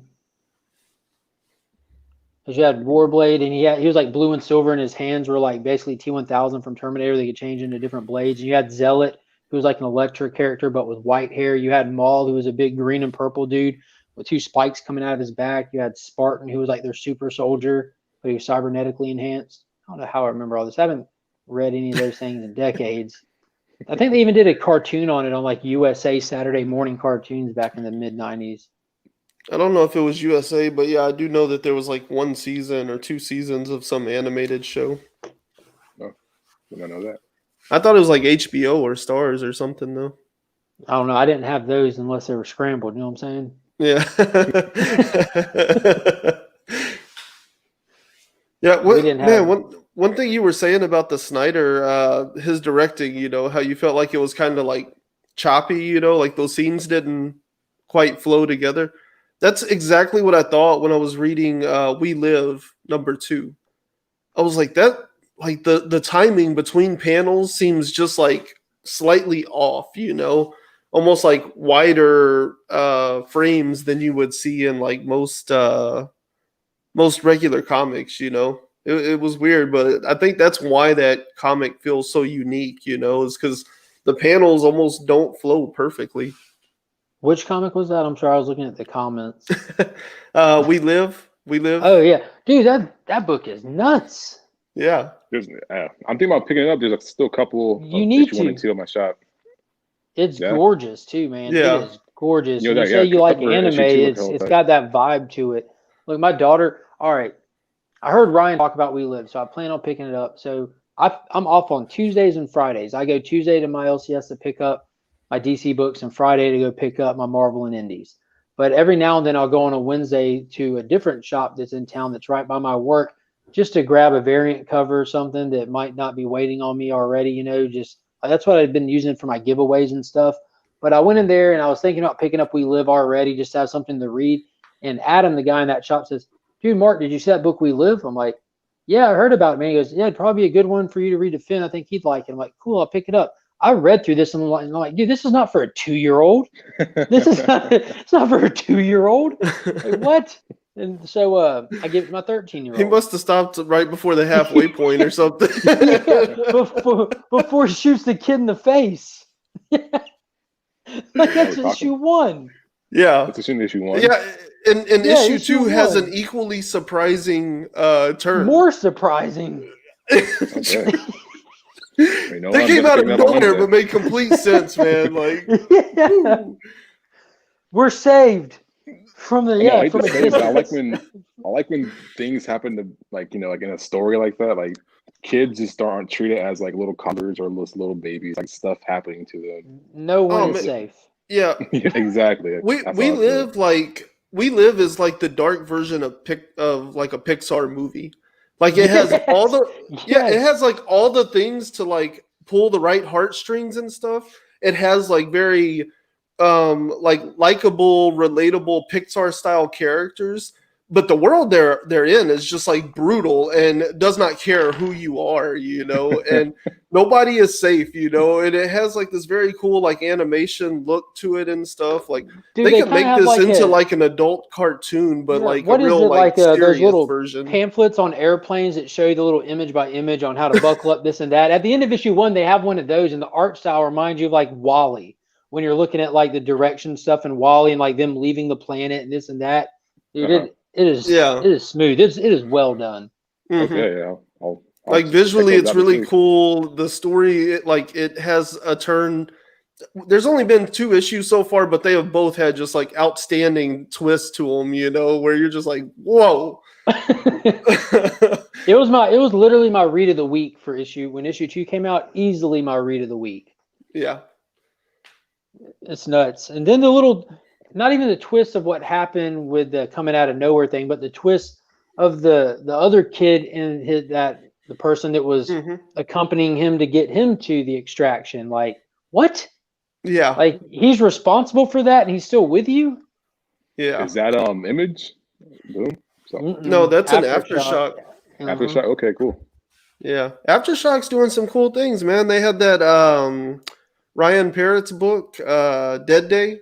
That one was it was pretty cool. I liked it. It's not like a super amazing series, but it's like a 5-issue cool little like alternate take on zombies. You know, something unique. You know, zombies are so like overdone, and yet he still found like a little bit different take on it, you know, just enough to make it feel unique. So they have that. A lot of people really like Join the Future. I don't think it would be a bad book, but it was like a Western revenge story, and it was out at the same time as just like 2 better Western revenge stories. And so I kind of had to pick what I was going to continue to read. But Aftershock's been putting out some good books lately. Oh, well, I can check this out because I think they have like at least 3 or 4 of issues 1 and 2 at the store. So Yeah. Yeah, check it out. We Live is cool stuff. I like the And comparison the to a artwork, dark Pixar if you're movie. walking through the store, if you're walking through the store, you won't be able to tell Origins and We Live apart until you do a double take. That Did is you read true. Origins? Me? Yeah, I read issue 1. Yeah. Yeah, Either don't one tell of you. anyone, but I just read it in the store and put it back. I plan on doing the same thing with number 2. It was great. I was like, oh man, Origins was cool. I liked everything about it. I can't tell though because I was like pretty tired when I read it, and so I'm like, I feel like most of what I know about that book, I know because of like the solicits or the summary of it, you know. But I There's don't no way they quite. put more than that out. Like it was so short. It Yeah, I was don't all feel just like that visuals. first book. Yeah, there was a lot of stuff about the first one. I was like, I don't know if I was half asleep or what was going on, but I feel like I only understood it in concept, you know. Yeah, it Like was looking definitely back on short. it, It's quick. there's just no more kids on the planet? There's no more boys on the planet, or no more girls? What was it? Well, In it reminded me of that Origins, movie of Yeah. I think Clyde Owen, I think his name. It was like probably like 2005, 2006, and it's like everyone's like sterile, like all humans are sterile, and then Oh yeah, yeah. Children of Men. yeah, yeah, that's Children it. of Men. Remind me of that Okay. when I was reading it. So I kind of Yeah, got that yeah, vibe. it's like all the people are gone, right? But then there's just like a small group of survivors right there at the end. Hmm. Like it seems like there's nothing but robots on the planet, and then all of a sudden, But it turned Yeah, out I don't think any of surprise. them were. yeah, I was just waiting yeah, on I'm not Finn, and I'm just sure. sitting there. I was sitting there flipping through the book, waiting on Finn, and before I knew it, I flipped through it. It's super duper short. There's only Hmm. like 7 word balloons in the whole issue. And I'm like, oh, that was good. I'm completely intrigued now. It's Yeah, only 6 parts too, so it'll be over quickly. Whatever. yeah. I mean, that's something else that I always like. Even if it's like here's an ongoing and it's not that great, I'm like, but because you never know when it's gonna get better, you know. But whenever you're like 6 parts and I'm like, oh, I'm kind of lukewarm on this, like I'll stick in because it's 5, 6 issues and you're out, even if it's not great, you know. So Hmm. For sure. I feel like that's one thing that always works well in like Valiant's favor for me is because I like the idea of the like connected superhero universe, but all the like ongoing and long history and Valiant's like we're just gonna do like 5 issue mini series of all of our different characters at different times. You know, it feels much more manageable and understandable to me. You know, Yeah. Talking about current Valiant. yeah, Clem was an awesome main character. Oh, Undone by Blood was running at the same time. I really like that one, and what was the other one? I know there's another because there was like 3 of them. There was Join the Future, Undone by Blood. I really liked, and Secrets. no, I might have been thinking about that Texas Blood, but I think that started as those were ending. Either way, I mean that's 3 series right there that all kind of had like a Western theme, a Western vibe to them, you know. And I really liked that Texas Blood and Undone by Blood was awesome. So I picked to read those 2 over Join the Future. Oxbow Incident needs a comic. I'm not sure what that is. Me neither. All the more reason it needs a comic. We need to know what that is. Yeah. Right? Got some backstory. Yeah, it's a backstory. You can tell. What are y'all looking forward to? What? You have Jang and tell him to do a Department of Truth cover, man. Dude, I've been hounding him just to do an Etrigan cover. I mean, hounding. That's how like my connection with him started, right? Like first book that blew me away was that Draken cover, and I started looking at his stuff, and I ended up like picking a bit of it up, following him on Facebook, and it turns out he really is like the nicest guy in the world. Because if you drop a comment like, "Oh, that's awesome," this or that, he's going to respond to it. So I just responded to him, and this went on for like a week or so. And I'm like, dude, you should probably look into doing an Etrigan cover because I've got the Justice League Dark cover, you know, and I don't think Etrigan was in the story at that point, so he's not really on the cover. But I'm like, you should do an Etrigan cover. I'm a huge fan of the Demon, and Jack Kirby. he's like, yeah, that'd be kind of difficult. Some characters are just a little intimidating. I said, dude, all you're doing is following behind Jack Kirby. What could go wrong? And he's like, yeah, that's why it seems intimidating. I'm like, all right, well, talk to him. And so I'd start just like putting like Etrigan 2020 under a lot of this stuff, you know.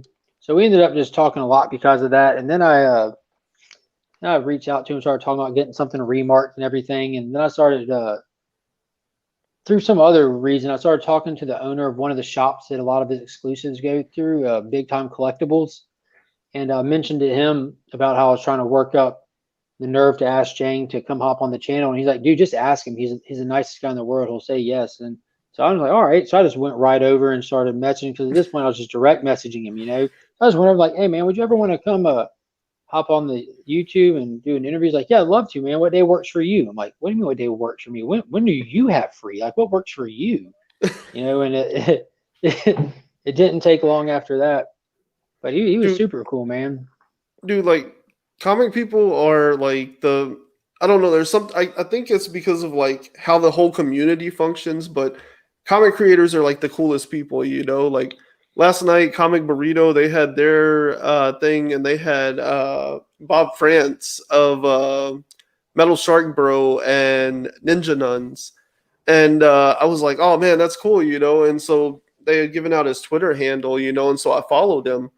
And he had tweeted tweeted me, you know, like, hey, you know, I really, you know, thanks for the follow or whatever. I was like, oh, you were great on the show.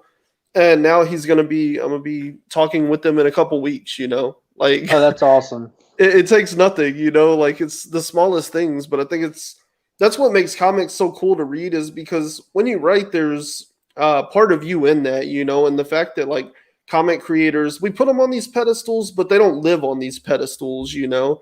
And tell that to Neil Adams. Right. But when you're doing like Hollywood or music or entertainment in general, you know, these people are put so far away from us that their lives become isolated from us, you know. But That's most true. of these comic creators go through the exact same things we do every single day. So I think that's why comics create such a close-knit community, is because a lot of they're just humans like us, you know, that are creating these. Same thing with when Southern Comic Geek had Squatchy on his channel sometime about a week ago. I followed him on Instagram and was talking to him within 10 minutes of that being off. I'm like, yeah, hey, yeah, thanks for subscribing to my channel. Right. Was he the one with the foreign comics?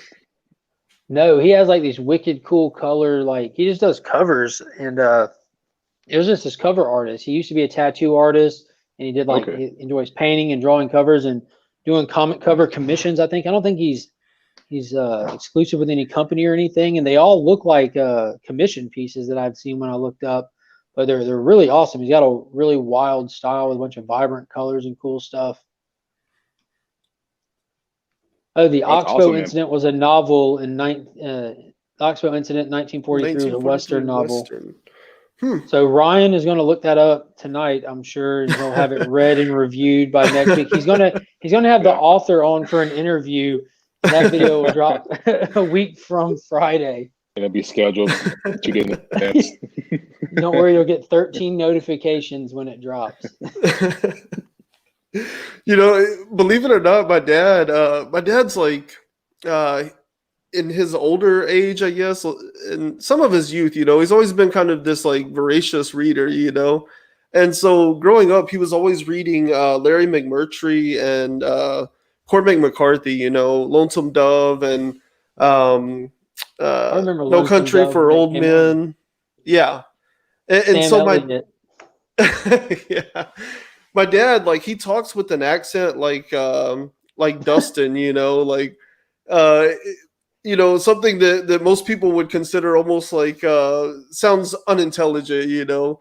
But because he's read so much, and because he's like always like been reading and reading and reading, like my dad's vocabulary is like next level, but like nobody sees it coming. They're always just like left baffled, like, who did I just talk to, you know? 5-syllable words in a southern drawl.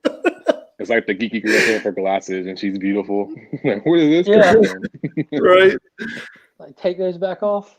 That, and my dad's like a big Trekkie. Like my whole life, I was always around like Lonesome Dove and Star Trek. It was weird. Guys come over to your house in Western boots with pointy ears. Y'all ready to go? Oh my God, that would be great. But yeah, I never heard of the Oxbow incident. I'm gonna have to look this up. That sounds interesting. Sparked his interest. It's over with. Yeah. Was the book written in 43, or was that just the name of the book? Is it a recent book? I'm curious myself. Some golden age. I'm about to look. Gotta track it down. Right. Golden age, man. I just my dad's collection. Yeah. Said Oxbow Incident. It's a 1943 film also. Oh, you said a Oh. movie. Okay. I can watch Classic movies. Western Warner, Gil Carter, and Art Right. Croft ride into a small Nevada town plagued by cattle thieves, initially suspected of being the rustlers themselves. Carter and Croft eventually join a posse out to get the criminals. Fire. Oh, yeah. That sounds interesting. But going back Sounds to your point, you're Western. talking about like putting the musicians and everyone else on pedestal because like you think about it, someone makes music, it's just there. You just listen to it on loop, or if your favorite artist. But like a comic book artist or comic book creator, it's still like pen to paper, and that's always been throughout like human history. You know, just something on paper. People like tend to just like enjoy that more. It's like more concrete. It's like you get more set in stone. So yeah, that's a good point. You get to keep it. You got a piece of them yourselves, you know? Exactly. Yeah. Like if you like movies don't hold any kind of value. I was a manager of a place called Movie Stop. I'm sure y'all know what GameStop is. They had a sister company for a long time called Movie Stop. I was a store manager of one of those for years. So I have tons of movies, but they're all worthless. It's a lot of money you spend on stuff that, you know, that media changes so fast. With comics, it's the complete opposite. You know, if you really like this art, if you really like this writing, you literally own a piece of it. The same thing with books. Go back and look at like first prints of like famous stuff, like old Edgar Rice Burroughs stuff. Like find some old John Carter from 1912 or something. Some Princess of Mars. That's some expensive stuff. You know, go find a first print of I Am Legend. Good luck.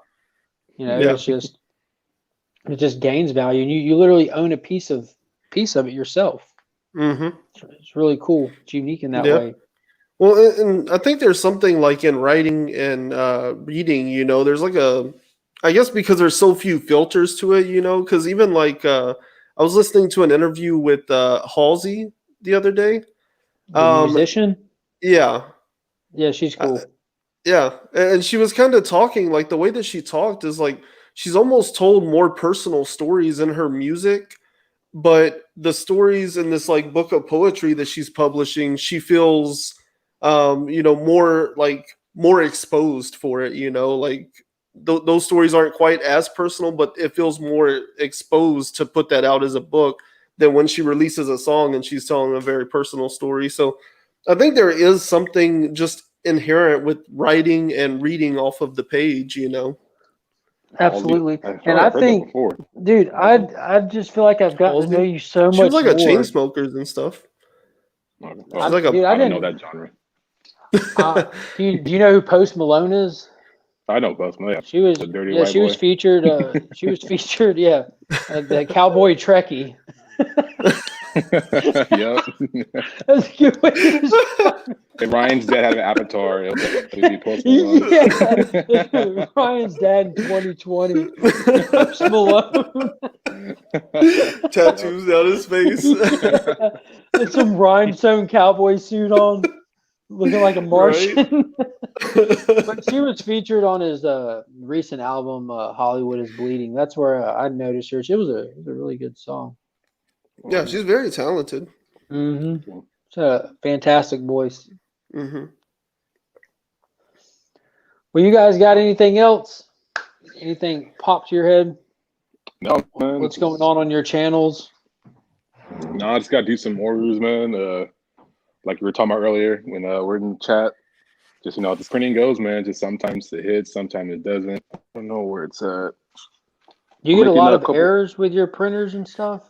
It depends. Like, you just have to always make sure, like, the bed's leveled. Like, nothing's, like, clogging the nozzle. But that's all, like, just you'll know right away what to start printing. That's the problem. But even it's all random, too. So, like, yeah, it's whatever. Is that the first appearance of Nightwing back there? Oh, yeah, it is. Yeah. Telltale Times 44. Nice. I've been waiting on, why is that funny, Ryan? The fact that you pulled it out, like, right now. Well, I just noticed it. I'm still waiting on my New Teen Titans #2 to get done getting cleaned and pressed and returned from CBCS. I wanted to try that legendary cleaner presser guy there. He's supposed to be like Yeah, he's supposed to be a god amongst men when it comes to the paper industry. How So much I'm did he really charge? excited. Ugh. Dude, honestly, I don't remember, man, because I'd sent off numerous books, and Ghost Rider #1 was included in it, which was a whole different tier ball game there. So it threw like Ghost Rider #1, and I sent them off through a store. I didn't submit them myself. So Ghost Rider #1 to get clean pressed and slabbed was like $80. But sending it yourself isn't going to be far off from that. Probably be 50 something. I'm assuming. But Yeah, I'm super paranoid, man. Like even so Burke's guy, Eric Understressen, like he lives like 2 hours away from me. And so I'd rather just drive to him and just drop my books off and then just package yeah, I them would and I would do put that.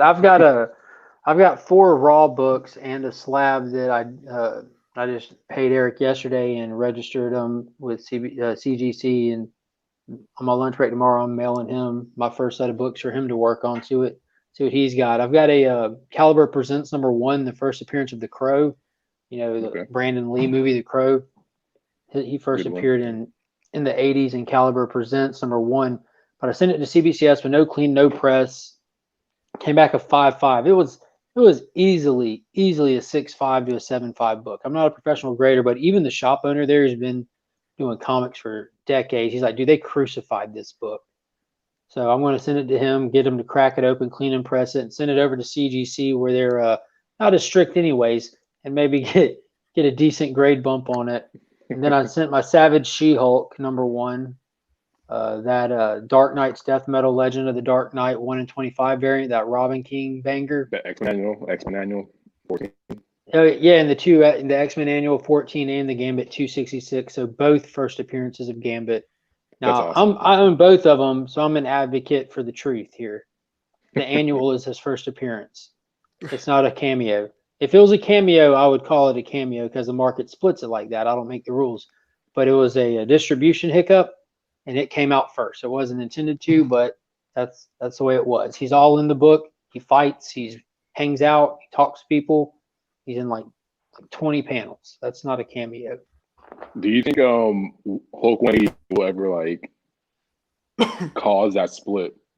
Because like I know some people say it now, the old cameo thing, and like it's on like the last page, all that good stuff. But if Hulk 180 is Wolverine's first appearance, Hulk 181 is Wolverine's second appearance. That's one conversation. But if you want to split it to cameos and full appearances, that's a different conversation. When was Wolverine's first appearance? Hulk 180, last panel, full panel. He talks. He says, "Hey, it's me. It's Wolverine. Look at my claws, whatever." But it's a full panel, full body shot, dialogue, everything. So that's his first appearance because that's how words work. There's dictionaries that determine this stuff. So if you want to add words to the question, when was his first cameo appearance? Now we're talking about market specifics. That's 180. When was his first full appearance? 181. But like So 181 is the book, No one ever, Yeah. no one just like, oh, go give me a 180. Everyone just nope. With the 180, I want a 180. yeah, me I too. want a 180 really bad. I got the 181. 182. Yeah. 182 is not a cheap one either. Yeah.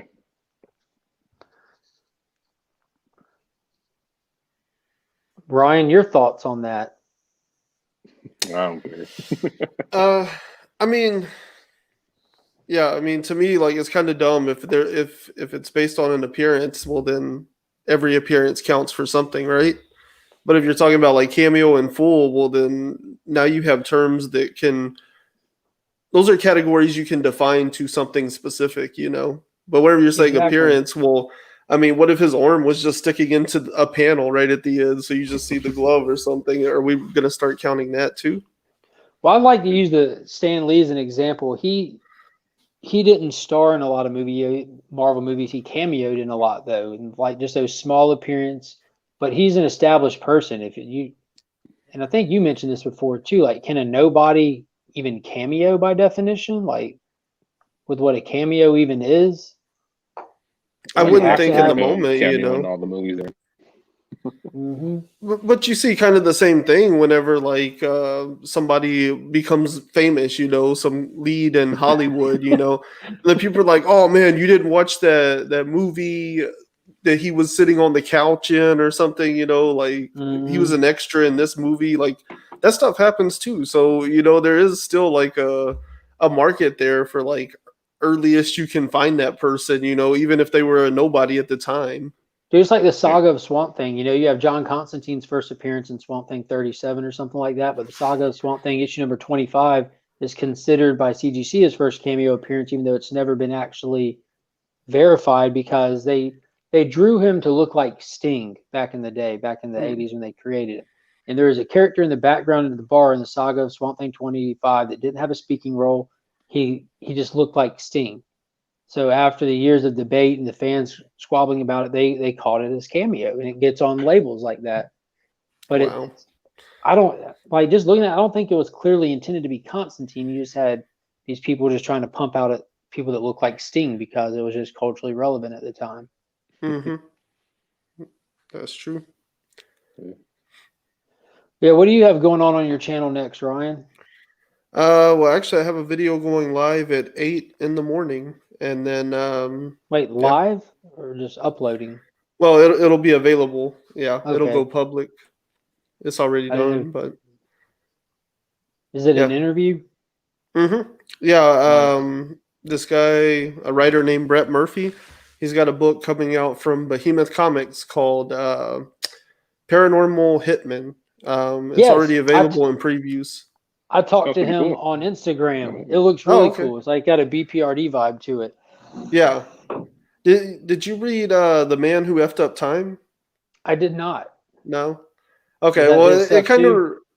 No, that's John Layman. But in that, like, he's like time traveling and he's messing up time and he keeps going back to fix it, but he makes it worse, And so it kind of reminds me of what they were talking about in Paranormal Hitman, where there's like all these cool like 70s vibes and there's like ghosts of like historical figures, and it turns into an action comedy basically because, you have all this like crazy stuff happening because they can pull from any time and place, So I think it's going to be a really cool book. Yeah. Yeah. It was probably about a month ago. I talked to him on Instagram and he gave me the heads up that it'd be available in previews coming up in the next month's previews. And I talked to the guy at my shop about it, so I should be getting that when it comes out. So I wanted to show him some love. And I also found more Kickstarters that I've been looking at too because of you. That the Salve or something. Did you hear that one? Yeah. Salve. It's like on the 4th one or something like that.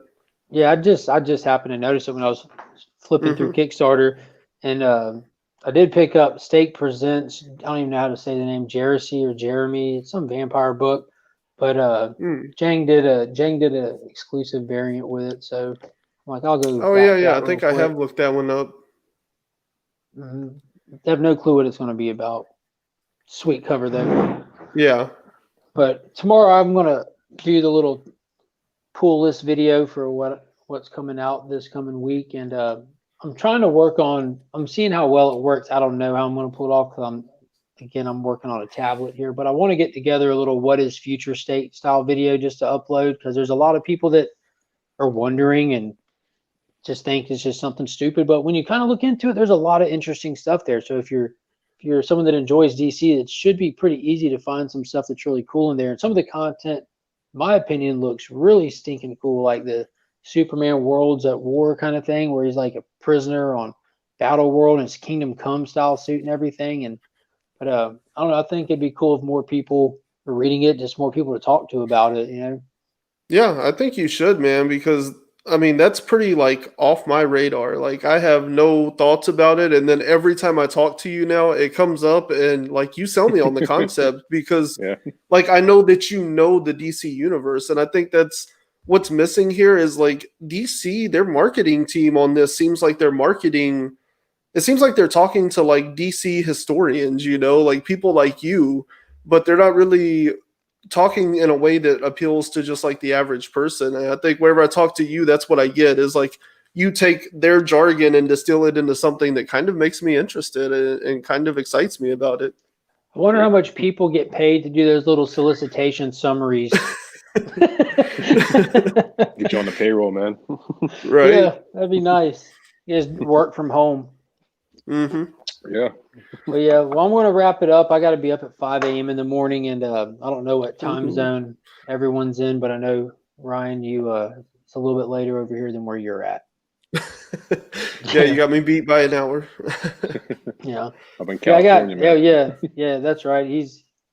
So it's late where I'm at. It's not quite as late where Ryan's at, and it's almost time for dinner where you're at. Wow. Yeah, the football game's still going on right now, so I'm watching that. Wow. And Who are you close watching? Chiefs, Broncos. You guys play fantasy football at all, or no? I don't. No. I Okay, don't take this the right way, but I don't sports. No? Okay. I play disc golf like that. I love me some disc golf. Okay. I played soccer growing up. Either. I played soccer growing up. I ran track growing up. Now I skateboarded heavily for a long time. I mean, I skateboarded like I was big into skateboarding. I loved it to death. And, I like playing sports. There's just nothing about watching it that appeals to me. Yeah. No, yeah. I like if I'm at a sporting event, it's so different. Like it's enjoyable to be there in the moment, but if you're gambling, it's more fun for watching. Yeah, how much money you got on this game? Not that much, but with fantasy too and everything else, it's just I don't know. I'm a basketball and football guy. I love basketball. That was my first love. Love everything about. I like basketball. curling. Playing it. What was that? How much you know about curling? Curling with the little the ice, right? Yeah, you gotta sweep the ice in front of the disc. Big into that and Jamaican bobsledding. Yeah. Who didn't? Yeah. That's one of my favorite movies, and I love Cool Runnings. I wish I worked for DC. Right? Enjoyable. That or Boom. How about that? How about that conversation that took off today, Ryan? Which one? About Power Rangers. Oh yeah. That conversation was it just took off. Man, that was like a very spark organic. What It happened? was like everyone was sitting there, like just revving their engines, waiting on the light to turn green, and Bert just switched the light. Like our buddy Steve, he finally just like opened up a group chat with pretty much everybody that he knows that follows Power Rangers. You know, all the people that really like are into like theorizing on it. He just opened up this chat this morning. He was like, "Hey, yeah, like I thought we might all like to talk Power Rangers," and I mean, it became like a spark in a kindling box, you know, like it just went off as soon as that popped up. 10-1 says he screenshots that conversation and forwards it to Boom. He's like, guys, help me out here. We got some good ideas. Right? Yeah. Who did he keep trying to get an interview with? Ryan. Is it Ryan? He's probably going to send him to Ryan. Ryan, I'm telling you, man, come talk to me. Right. So was in issue 1 of Mighty Morphin, was that the first ever like backstory into Zordon ever like revealed?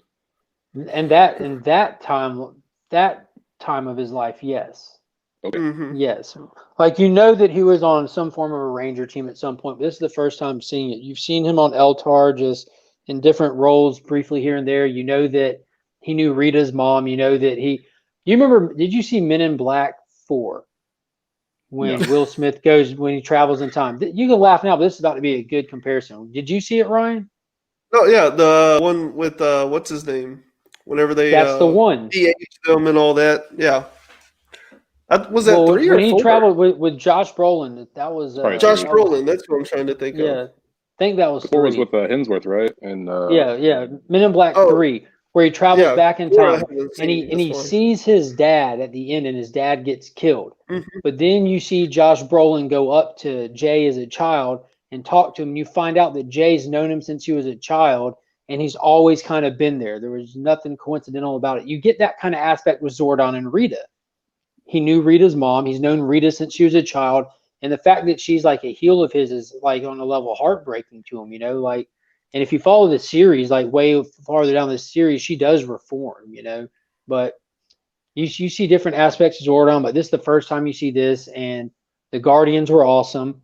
Their suits were glorious. I'm stoked to see what they're going to do next. And I was reading it, man. I was freaking out because like this is like the first. I didn't read any of them. That's awesome. Like that. I love that cover. I like those. The designer cover from Boom. Mm-hmm. That's awesome. Yeah, man. I mean, there's been references. Any Ranger stuff at all, and I was reading that issue 1. I was like, well, am I missing something? Is this like something new? I'm all by myself in the corner, like This seems pretty cool. Those are just right. my Ranger books. Wow. 4 boxes. Very well done. That's just I keep them out here because I'm in and out of them a lot. Mhm. The actual comic room's in there. We got a little pantry full of books. No, this is actually see this benefit of not being on a desktop. Like there's comics all over places. But this is a whole. Well, there's no internet out there. Just in the living room corner. Wow, he for real stop, locked up. man. What I said, don't tell you the secrets. Right? This is a secret room. Yeah, no, it's just a bonus room on the house, and it's all brick. It's like they added it on years later. But I went in there, my screens You have went no black. internet in there. Have no what? You have no internet in there. Yeah, it went out. It's because lit? it's all brick. Yeah, It's a nice panic it just room, turns man. into all brick. Right. Yeah, what's actually nice, got a flat screen TV in there, a couch in there, a bunch of pops that I want to get rid of. Nice. Yeah, The I need to get rid original of my Dragon pops, man. Sword. So many pops. That's the original Dragon Zord, still with the original tape on the box and everything. I've got a whole lot of original Zords. I don't really collect all the new stuff that everyone does, but I've got a ton of the original stuff. Like I've got Titanus and the White Tiger Zord and Tor, the Shuttle Zord. I don't fall for the new gimmicks. Yeah, not really a toy guy as much. Now you got room for it, man. Mm-mm. You're really committing to a lot of real estate when you start getting into stuff like that. Yeah. Yeah, I want to. So all my stuff is still in the box and put up. Displays and stuff. Oof. All of mine are I want to all in stick the for box. figures for my anime stuff. Like, I have my Dude, comic Finn books wanted to and play everything with like that Dragon Zord so bad that I went and bought him his own original Dragon Zord out of the box. I spent $50 getting him a Dragon Zord just so he could have one to beat around. Yeah. That's awesome. I remember him as a child. They were like the coolest thing in the world. So I wanted him to have that. Luckily, Hasbro just released those like the little 2-packs. You get like 2 Zords in 1 pack, and then the T-Rex by itself. But it's like a cheap version of the original Zord, but they do morph. So I got him that for his birthday. Me and Brent went in together and made sure he had the whole Mega That's Zord. the set that Steve got recently, right? Yeah, that's okay. the one Finn has. Yeah, that's cool. He always wants to play with my unopened one. I have an unopened Taiwan knockoff from the early '90s that is more rare and 5 times more expensive than the Bondi original. And I didn't even need to get that one. Yeah, I didn't even know what it was. So after I got it, and he always wants to play with it, and I'm like, all right, well, come sit at the table and I'll play with it here with you. And I still play with him. I can't tell him no. They're toys. Yeah, you're like the dad in the Lego movie. That's how I feel. I'm going. No, you're playing with it wrong. Yeah, no. It's just he'll get hyper and he'll take like Ninjor that's pretty much a tank and just wow. I'm like, God, my soul. That's how my garage. A bunch of my old stuff in there, and when my son go out there, I play everything. He's just like, Dad, can I have this? Can I have that? I'm like, okay, you can have this one, but not that one. And just got pick and choose. When you grow up, don't get on drugs and graduate college. Yes, you can. Yeah. What type of drugs? It's not the hardcore drugs. It's fine. Yeah. Don't lose yourself. You'll be okay. Right. Keep your teeth. Well, guys, yeah, they're very useful. Very useful. I do have to head out because I got to go wind down. I appreciate both of you guys coming in here. And Ryan, I'll go back and I'm going to link your channel in the description as well. Kidrano, I got both yours in there. And Thanks, look forward to seeing that video tomorrow. I'm excited about that paranormal detective stuff. Yeah, it sounds pretty cool. A cool concept. Even the name is appreciate it, guys. And y'all know Brent's going to be working nights for a while. He works at a hospital, so weekends and nights is really where he makes his money, and he can't sacrifice that all the time. So I'll probably reach out to you guys again just to check where your schedules are. Just trying to reach out as many people as I can. That's really why we started wanting to do this, just to connect with more people in the community. I don't have a lot of. I try to talk to people at my shops all the time, and they got a couple subscribers out of them, and people that I talk to here and there, but there's just not enough people in my immediate area to do what we do, just to sit here and laugh and talk about this stuff. And it's invaluable to me, dude. I enjoy the hell out of it. This is my happy time. This is therapy. Yeah. Yeah. So I'm definitely going to Usually I'm reach out just to you like guys watching again. everyone do everything. That's why I like asked you earlier, like, yo, are you gonna go live soon? Because I need something to watch while I'm doing Yeah, some stands. I was going down my list of who I was going to ask, and like I've had Justin on here, and I was going to ask him again because we've been trying to talk about Endless Winter, because I know he's picking it up, and then I asked Ryan because I was already planning on asking Ryan. Me and Ryan talked a long time ago about just the idea of talking about Beyond the Grid, and we're going to get around to that because that is like the most undervalued Power Ranger story that there is. And Ari is the coolest character that's been created. Like Ranger Slayer's tight, Draken's tight, but cool. Let's talk about original characters though. Yeah. You know what I mean? Because those aren't. There's nothing original about them. But Ari's she's the major player move there, man. She shut down everything and the Omega Rangers. They're nothing. She's like the ultimate Sixth Ranger now. Like she always shows up when you're in the tightest of pinches, and she will save you. She's unstoppable. Do you see Tron, Kidrano? Did you ever see the movie Tron? Yeah. Do you remember how Jeff Bridges could just literally walk in a room and just put his hands down and shut the room off, just because he's a user in the grid and he's a creator. He's literally in control. That's Ari. That is okay. She is to Power Rangers what Flynn is to the grid and Tron. Because I read Dragon New Dawn. Because I haven't read any Power Ranger like books at all. So when Dragon New Dawn came out, I was like, okay, I'm just gonna start with this 3 parts, whatever. And I like the part where it was awesome. Yeah, it was cool. And I like how where like the power rings go, where the points go, and like that grid and everything. Like I didn't even know about any of this stuff, but that's been cool. Like that's a cool idea. Yeah. Dude, the concept behind Ari is she lived in what's called the void, basically in between functioning galaxies and worlds, right? She lives in a void. All the power crystals come from a Zeo planet. And the Zeo planet had been hidden away in the void so no one could get to it. She's in the void. Things work a little differently in there. And her is what's called a solar ranger. Like you have Power Rangers, Time Force Rangers. She's a solar ranger. They compare her power in the way that they have morphing energy. That's what flows through these crystals that allow them to connect with the morphing grid to channel this power. They compared it to if you could hold a slice of gravity. That's what she's basically doing with morphing energy. She's able to just do that with it. I'm like, dude, you sold me. Yeah, I want to hold gravity. Right? I'm there. But she's awesome. Like science. Yeah. But they make it so easily digestible though. They're like, imagine if you could hold a slice of gravity. Well, I can't imagine that, but I understand the words you're saying, so that's awesome. Yeah. Yeah. Also, it was Simone De Mio. He's super popular right now for We Only Find Them When They're Dead.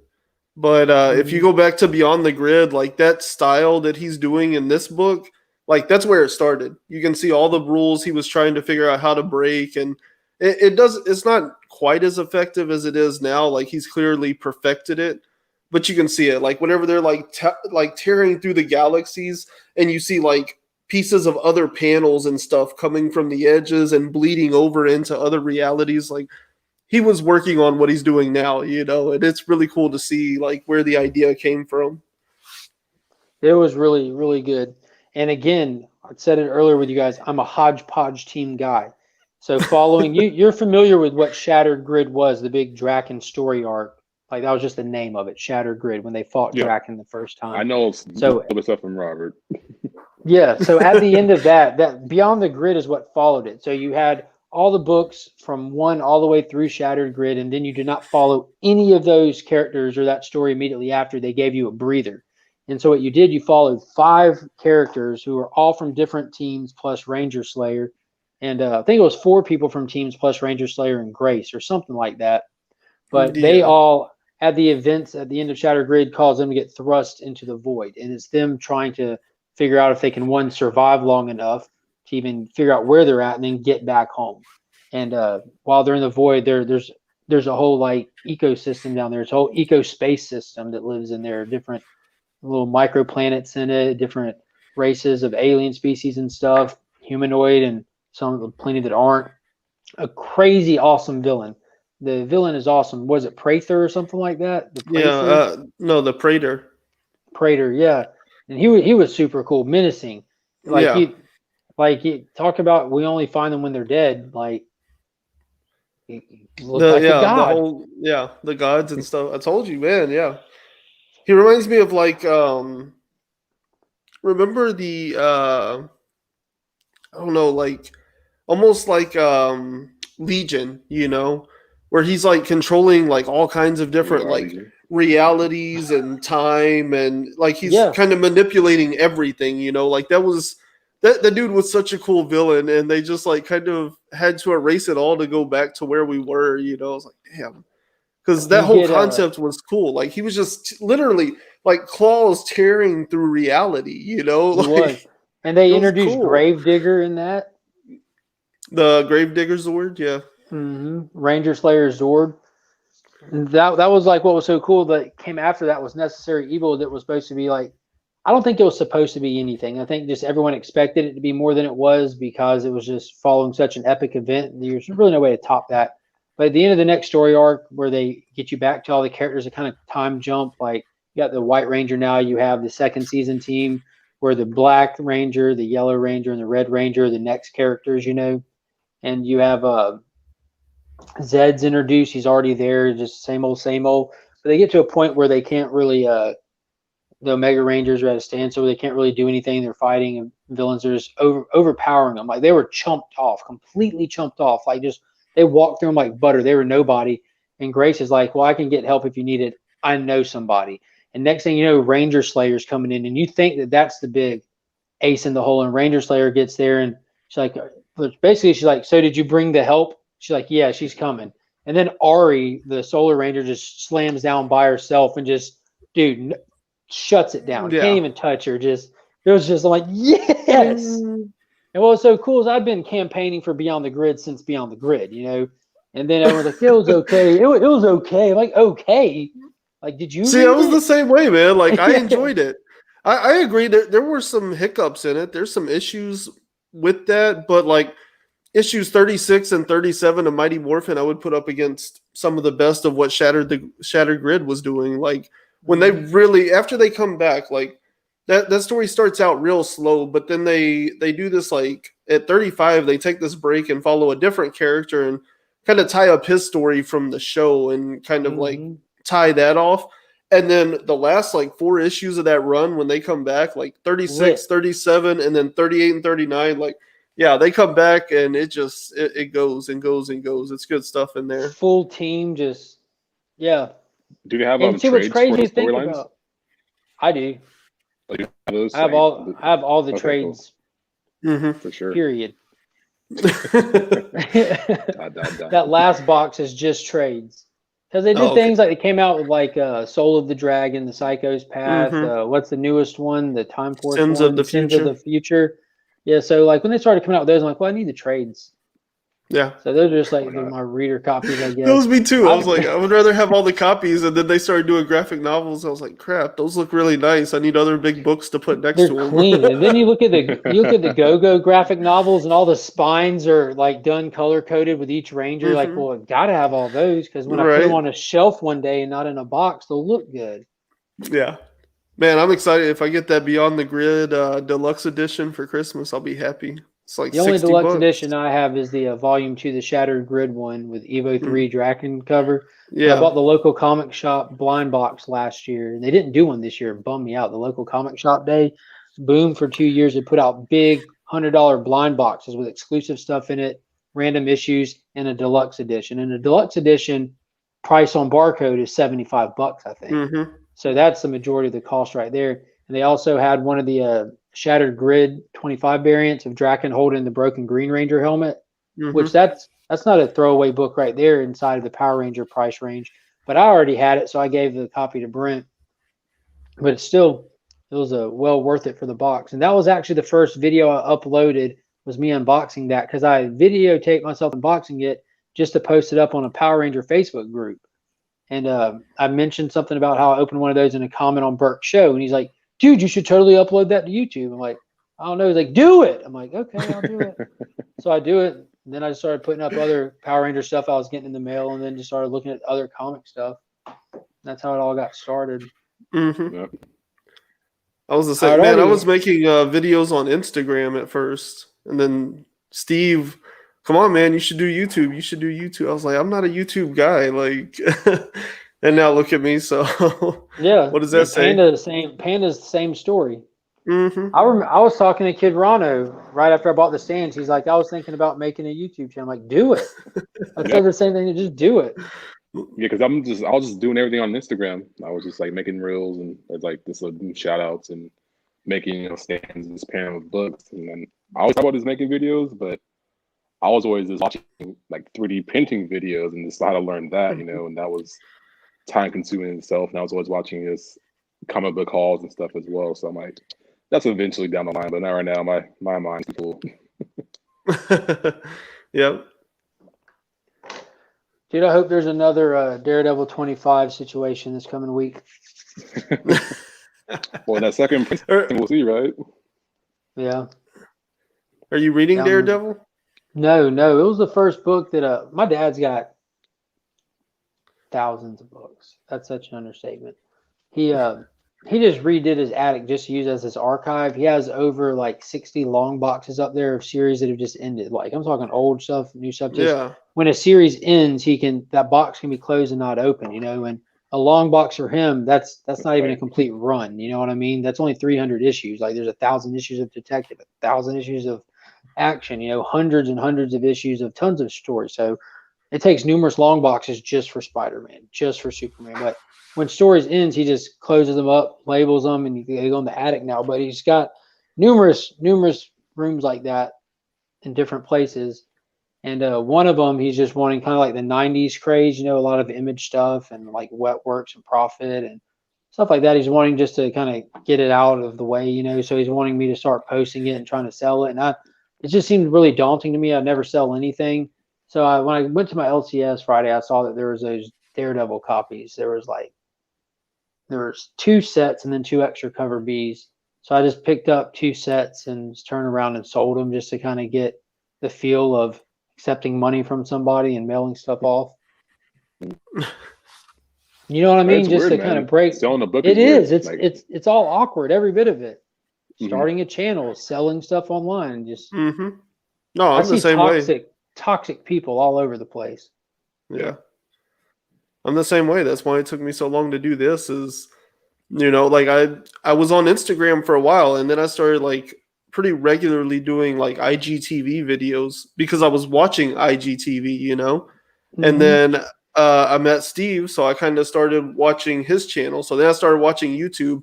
And he's like, you should do YouTube. And so like I watched YouTube for even longer to make sure I understood the process. And like, for me, like I'm very hesitant.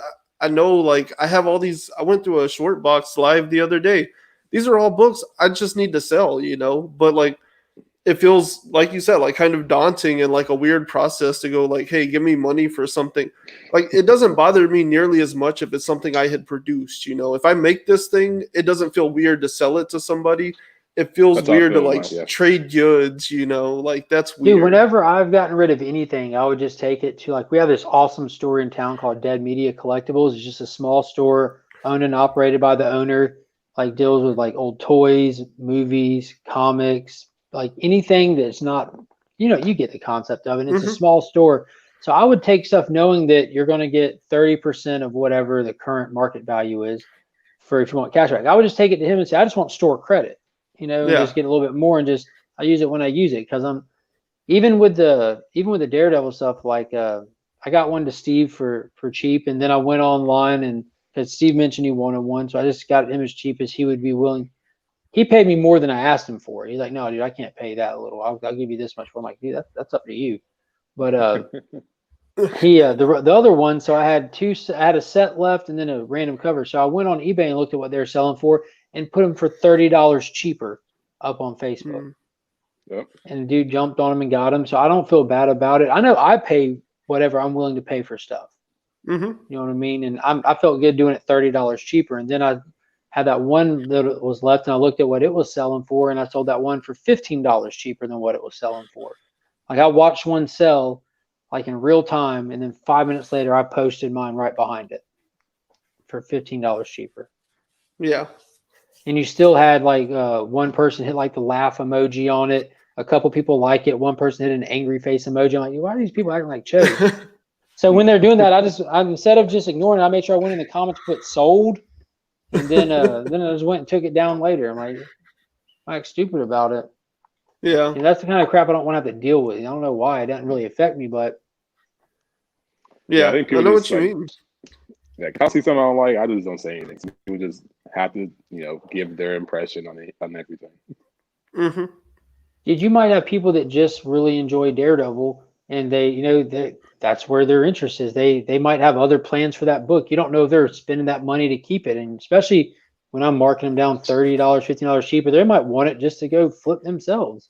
Them doing a quick flip on that might mean that they have money to go buy their books out of their pool box the next week. You don't know. Well, it's not like you're Yeah. like, getting previews and like ordering a ton and, selling them. You went to your shop, got them off the rack. Yeah, bought them off the shelf on a Friday. Hmm. Yep, On a exactly. Yep. Friday. I bought mine on a Friday too. that one. So like I think it's all fair game at that point. Yeah.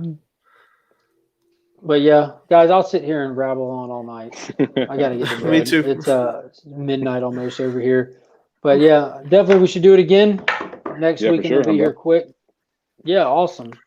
And Yeah. you guys, y'all have a great night. And as always, let me find this little thingy here. Keep collecting, keep reading comics, and we